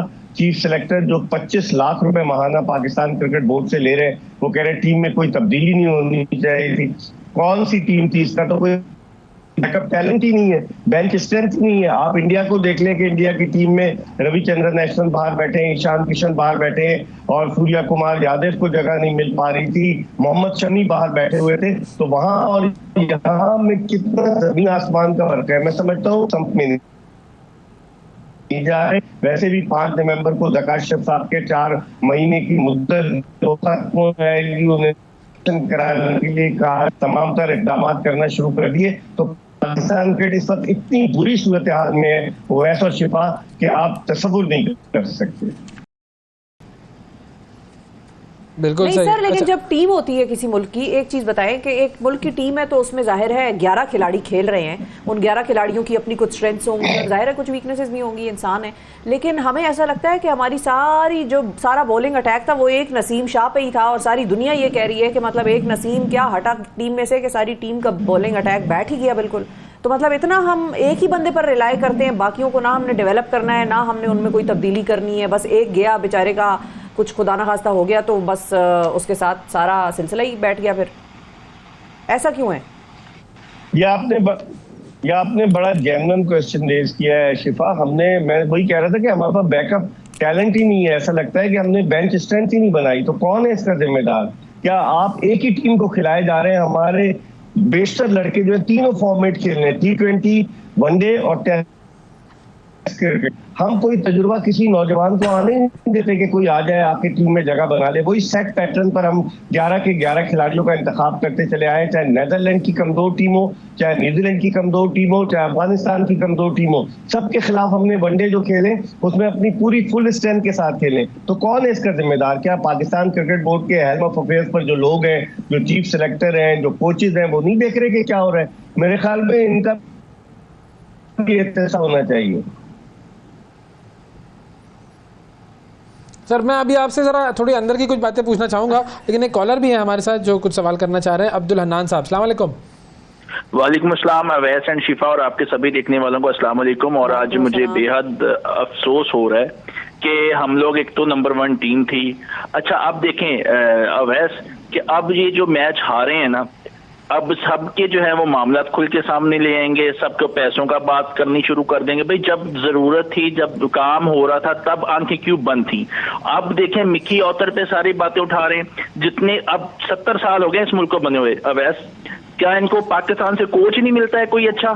और अगर मिल जाता है तो उसकी लेग पुलिंग स्टार्ट कर देते हैं। अंग्रेज एक तरफ से कामयाब है, ये मेरी बात लिख लें आज आप, कि अंग्रेज अपने कमिटमेंट से पीछे नहीं हटता। और यहाँ पे रोज आए दिन लाइन लगी होती है, भाई मेरा नंबर कब लग रहा है, मुझे मेरा नंबर तो बताएं कब लगेगा।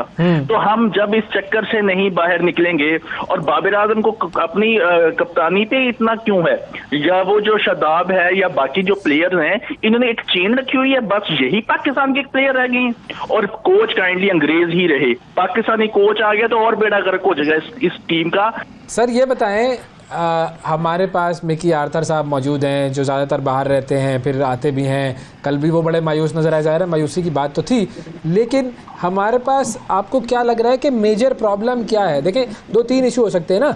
एक तो हमारी कोचिंग, दूसरा हमारे प्लेयर्स की अपनी जो कैपेबिलिटीज और मेरिट है, तीसरा कंडीशंस, ये तीनों का जरा एनालिसिस करके बताएं कि कहाँ कहाँ हम इशू पे आ रहे हैं या सभी हमारे लिए खराब हो गए मामले।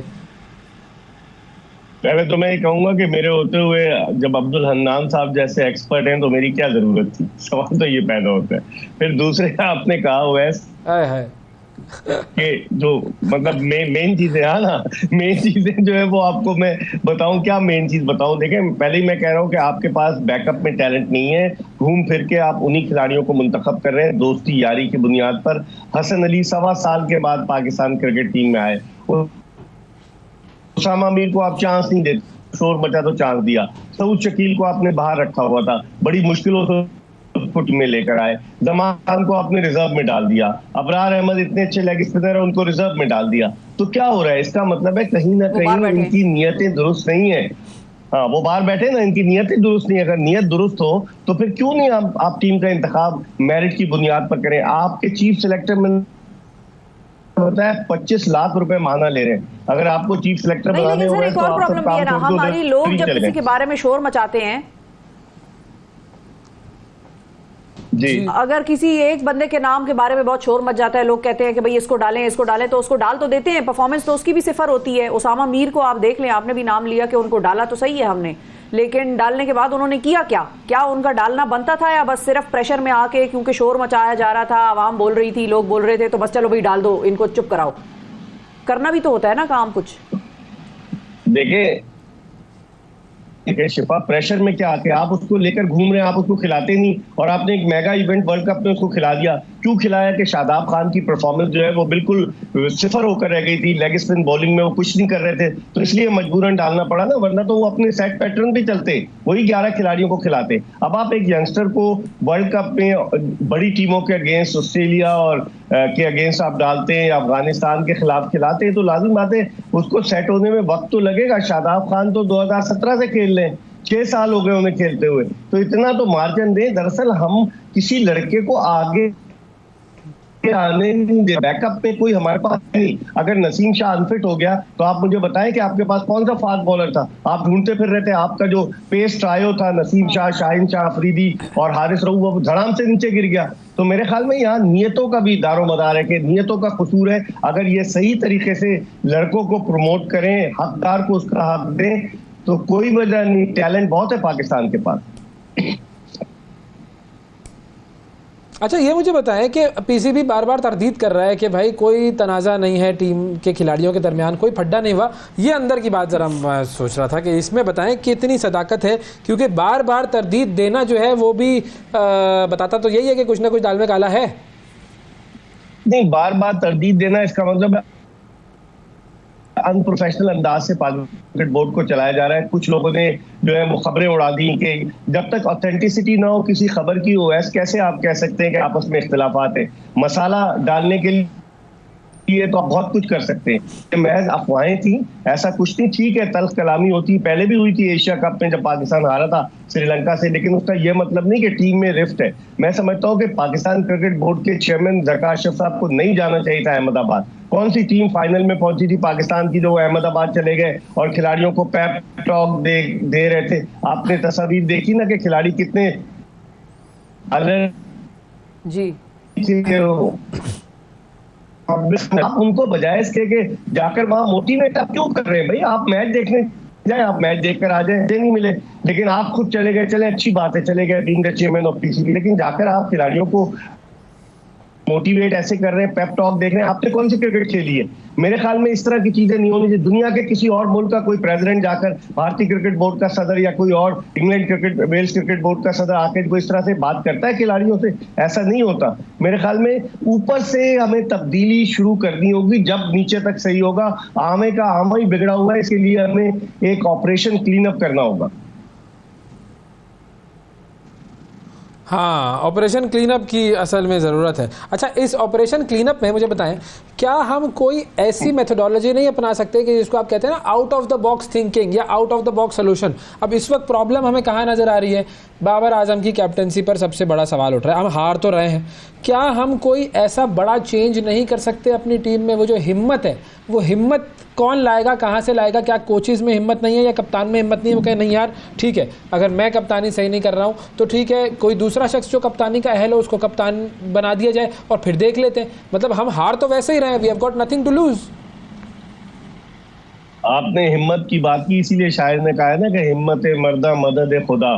तो ये इनमें हिम्मत कहाँ से आएगी, मेरी तो समझ में नहीं आता। मेरे ख्याल में अभी ड्यूरिंग द टूर्नामेंट जो है वो चेंजेस तो नहीं होनी चाहिए। टूर्नामेंट जब खत्म हो जाए, पाकिस्तानी टीम वतन वापस आ जाए, जब उसके बाद चीजें चेंज होनी चाहिए। अगर नहीं होंगी, अगले वर्ल्ड कप की तैयारी शुरू कर देंगे 2027 के। अगले साल जो है 2024 में T20 वर्ल्ड कप हो रहा है, उसकी तैयारी का नारा लगा देंगे। तो फिर जब तक आप सही तरीके से स्क्रूट देखें, तो हमारे यहाँ क्रिकेट बोर्ड में एडहॉकिज्म है हुआ है। 22 दिसंबर 2022 को जिस तरीके से रमीज राजा को हटाया गया, सेठी साहब आए, सेठी साहब के जाने के बाद जका अशरफ आ गए, तो अब तक तो हमारा क्रिकेट बोर्ड एडहॉकिज्म पे चल रहा है, कोई मुस्तकिल चेयरमैन नहीं है। तो जब ऊपर से कोई सीट मजबूत नहीं होगी कि कोई देखने वाला 3 साल के लिए चेयरमैन आता है, 3 साल के लिए अगर चेयरमैन आएगा, इक़दामात करेगा, तो डेफिनेटली पाकिस्तान क्रिकेट तरक्की की तरफ गामजन होगी। इस तरह से डे टू डे अफेयर की बुनियाद पर आर्जी तौर पर इक़दामात करने से क्रिकेट सुधर नहीं सकती।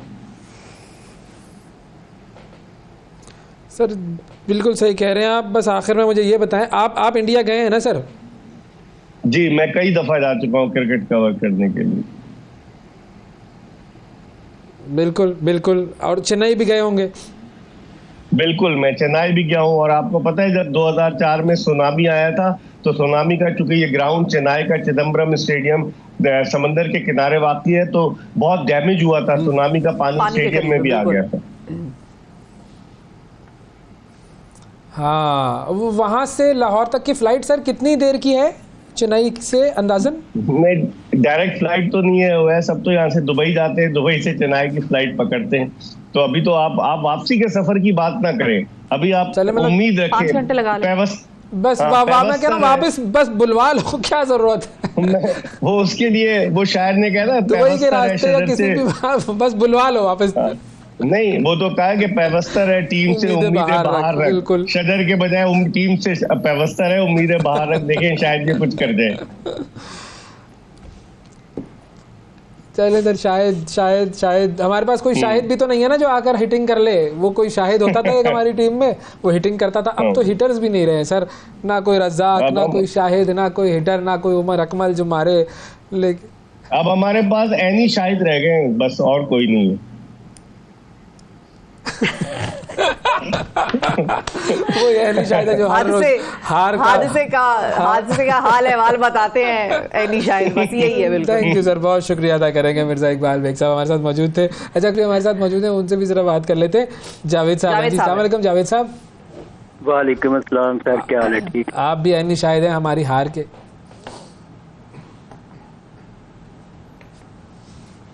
जावेद साहब क्या हो?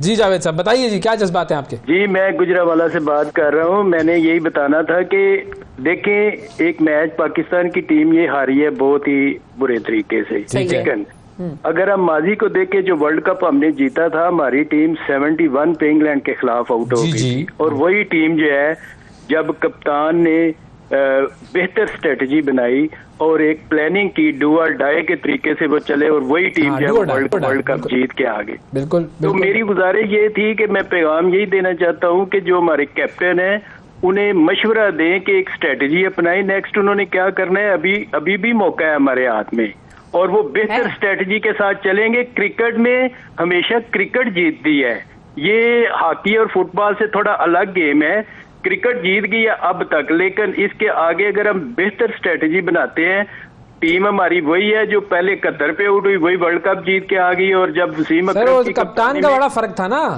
हाँ जी, यही मैं गुजारिश कर रहा हूँ कि कैप्टन से अब हमारी तो रसाई नहीं है आपके हवाले से। मैं आपका बड़ा शुक्रगुजार हूँ कि आपने नंबर दिया और मेरी भी बात होगी। मैं डर रहा होगा हमारा कैप्टन के साथ, पिछले कैप्टन के साथ तुमने क्या किया, मैं नहीं कहीं जीत रहा हो सकता है और क्या, ये भी हो सकता है। थैंक यू बहुत शुक्रिया जावेद साहब, फिर बात इधर उधर निकल जाएगी, रहने दें जी। हमारे साथ एक और कॉलर भी है, तो परवेज साहब। अस्सलाम वालेकुम जी परवेज साहब। तो मेरी गुजारिश ये है आपसे भी, सर आप उनको हौसला दें। अच्छा, सिलेक्ट हो गई है, पूरे पाकिस्तान तो गए, कुछ करते ही तभी तो गए ना ये। दुरुस्त, एग्री। हौसला दें टीम को, वापस बुलाने ना बुलाने, इतना जल्दी आप लोग जो है ना हार मान जाते। जल्दी क्या, जल्दी कौन सा, 3 मैच लगातार हार गए और कितना इंतजार करें। कौन का अभी टीम अभी ये 2-3 मैच और जीत जाए तो ये सेमीफाइनल में नहीं पहुंच रहे। नहीं सर, मसला पता है क्या है, प्रॉब्लम नहीं है, हारे बेशक जाहिर है गेम में एक साइड जीतेगी एक साइड हारेगी। सिकंदर भट्ट साहब हैं, मैच शुरू होने से पहले के साथ तबसरा खेली नहीं, उनके इतने रिकॉर्ड है नहीं, और वो बैठ के उल्टी पुल्टी बात करके ये लोग भी सुनते हैं, प्लेयर भी सुनते हैं, ये घबरा जाते हैं। अच्छा सर, घबराहट, फिर तो मुझ में और प्लेयर में क्या फर्क रह गया सर? घबराना फिर तो मैं जाऊंगा तो मैं भी घबरा जाऊंगा, प्लेयर को तो मेंटली इतना स्ट्रांग होना चाहिए ना सर। प्लीज मेहरबानी इनको हौसला दें, अभी पिक्चर बाकी है। अच्छा, और सर एक और आपको बात बताएं, एक जमाने में टीम जो है जब खेलने जाती होती थी, कप्तान ऐसा था कि टीवी नहीं देखने देता था इनको, ये भी बिल्कुल नहीं होता था। अब हमारा कप्तान की बात भी तो कोई सुने ना, कप्तान बोलता भी नहीं है और बात भी नहीं सुनते। कप्तान ने कल खुद कहा जी लोगों ने बहुत प्रेशर डाल दिया तबसरे में, मैंने ये चेंजिंग ऐसे नहीं होती, ये सिलेक्शन में और आपका बैठ के नहीं करते, बड़े बड़े दिमाग बैठा हुआ है, इनकी हिस्ट्री देखी जाती है। मिर्जा इकबाल बेग साहब को तो सब पता है, लेकिन अब चले गए हैं तो उनको खेलने दें। जी बात आपकी बिल्कुल ठीक है। देखिए मेरी इतनी बात रिक्वेस्ट है, सही कह रहे हैं, मैं आपकी तरफ से बिल्कुल सही आप कह रहे हैं जी। जब मैच शुरू हो रहा है ना, खुदा का वास्ता है, इनकी तारीफ करें, इनके हौसले बुलंद करें। मैच शुरू होने में 1 घंटा होता है, सिकंदर बख्श साहब जनाब सब कहानियां शुरू कर देते हैं। सिकंदर बख्श साहब ऐसा ना करें, देखिए प्लीज, ये बात गलत है आपकी। लेकिन असल में देखिए, मैं तो वैसे ही बड़ा जज्बाती पैशनेट हूँ इस मामले में, और बड़ी कोशिश करता हूँ कि अपनी टीम की मोरल भी बुलंद करूँ, बड़ी तारीफें करता हूँ, हमेशा क्रिकेट की शर्ट भी पहन के बैठता हूँ, सब कुछ करता हूँ। लेकिन जब दिल टूट जाता है ना, तो फिर ऐसी बातें कभी कभी आ जाती हैं सर। मैं तो पिछले मैच में चाय भी नहीं पीने गई कि स्क्रीन के आगे से उठूंगी तो बस। कौन है? रजा साहब है हमारे साथ। अस्सलाम वालेकुम रजा भाई। वालेकुम अस्सलाम भाई, ये आप ही का हौसला है सर, आप बैठ के शो भी कर लेते हैं, माशाल्लाह, बरकरार रहे आपका हौसला। निकल खुल्द से आदम का सुनते आए थे, लेकिन बड़े बेआबरू होकर सर, वाकई आबरू ही न रही। आवाज सर कट रही है थोड़ी सी आपकी। जी सर। तो ये जब तक इनमें नहीं आएंगी वापस तो नहीं जीत सकते। हम कौन सा इनके घरों में पत्थर मार रहे हैं, इन्हें कहे हौसले से खेलो जाके, आपको पूरी कौम बैक कर रही है, क्यों नहीं खेलते हो? सर खेल ही तो रहे हैं, बस वो जो एटीट्यूड होता है ना, वो जिसको आप कहते हैं निडर होकर खेलना, वाकई निडर होकर खेलो यार। यही टीम थी, हम जब T20 का वर्ल्ड कप देख रहे थे, स्टेडियम में बैठे हुए थे दुबई में, तो यही टीम थी ना कि जो के लगातार हरा रही है, लगातार सबको हरा रही थी, ऑस्ट्रेलिया से हार गए। एक मिनट ये बात सुनिएगा कि आप वर्ल्ड कप से पहले की टीम की परफॉर्मेंस देखें, तो टीम ने जो परफॉर्मेंस दी है वो यूनिटी थी। देखें, मैं वो बंदा हूँ जो इनकी टेस्ट की भी एक बॉल देखता हूँ, टेस्ट का भी 5 दिन पूरा मैं मैच देखता हूँ। क्या जब इनकी टीम में स्पिरिट खत्म होती है, क्या नजर नहीं आता कि तुम आप सही नहीं हो? अब स्पिरिट नजर आ रही है कि अब आपकी आपस में यूनिटी वो कम है। इस चीज को खत्म करो, कौम के लिए, अपने लिए नहीं, कौम के लिए। आप हमारे हीरो, हमारे लिए खेल रहे हो ना, तो कौम के लिए खत्म करो आपकी इख्तिलाफात। और ये बात आपकी बिल्कुल सही है। वो इंडिया वाले जो है वो करते हैं भाई, खिलाड़ियों के तस्वीरें जला दें और उनके घरों के इर्द गिर्द जलाओ, घेराव, ये हम नहीं करते ना जी, पत्थर भी नहीं मारा। हम कौम जब आपको बैक कर रही है तो आप प्लीज खेलें। और दूसरी बात ये है सर कि देखें, एक टीम में ना मूड लिफ्टर होता है। जैसे आप ऑस्ट्रेलिया वाले मैच में देखें, स्टोनिस ने 2 विकेटें ली, फिर तीसरा कैच लिया, हार्दिक पांड्या है, विराट कोहली है, वो उनके कैसे परफॉर्म करते हैं, मूड लिफ्टर है, उनकी टीम लिफ्टर है। ऐसे इंटेंट लाओ आपकी वसतत से। हमारे पास कौन है लिफ्टर? पहुंचे हमारी तरफ सर, फॉर द टाइमिंग कोई नहीं नजर आता। पहले रिजवान था, पॉजिटिव क्रिकेट खेलते थे सारे। रिजवान अभी आउट हो गया, लेकिन वैसे अच्छा खेलता है, सही बात है। थैंक यू रजा भाई, बहुत शुक्रिया आपका, आपने वक्त दिया। ये क्या था? ठंडी आहें। हाँ, बस ये ठंडी आहें भरने का वक्त नहीं है। बहरहाल देखिए जो हुआ हम हमेशा हारने के बाद यही कहते हैं जो हुआ उसको भूलो और आगे बढ़ो। अब हमें आगे बढ़ना है। आगे बढ़ने के लिए दो ही रास्ते हैं, एक आप सर झुकाकर आगे बढ़ें, दूसरा सर उठाकर आगे बढ़ें। ठीक है, हार गए कोई बात नहीं, आगे बढ़ो, कौम तुम्हारे साथ है, तुम्हें जीतना है। हम बार बार वो गाना नहीं गाना चाहते हैं तुम्हें जीतो या हारो हमें तुमसे प्यार है, छोड़ दो उस गानों को। आगे निकलो, पाकिस्तान जिंदाबाद। नाज़रीन, आज के प्रोग्राम में इतना ही, आपसे कल फिर मुलाकात करेंगे। अल्लाह हाफिज। सुबह सवेरे पाकिस्तान।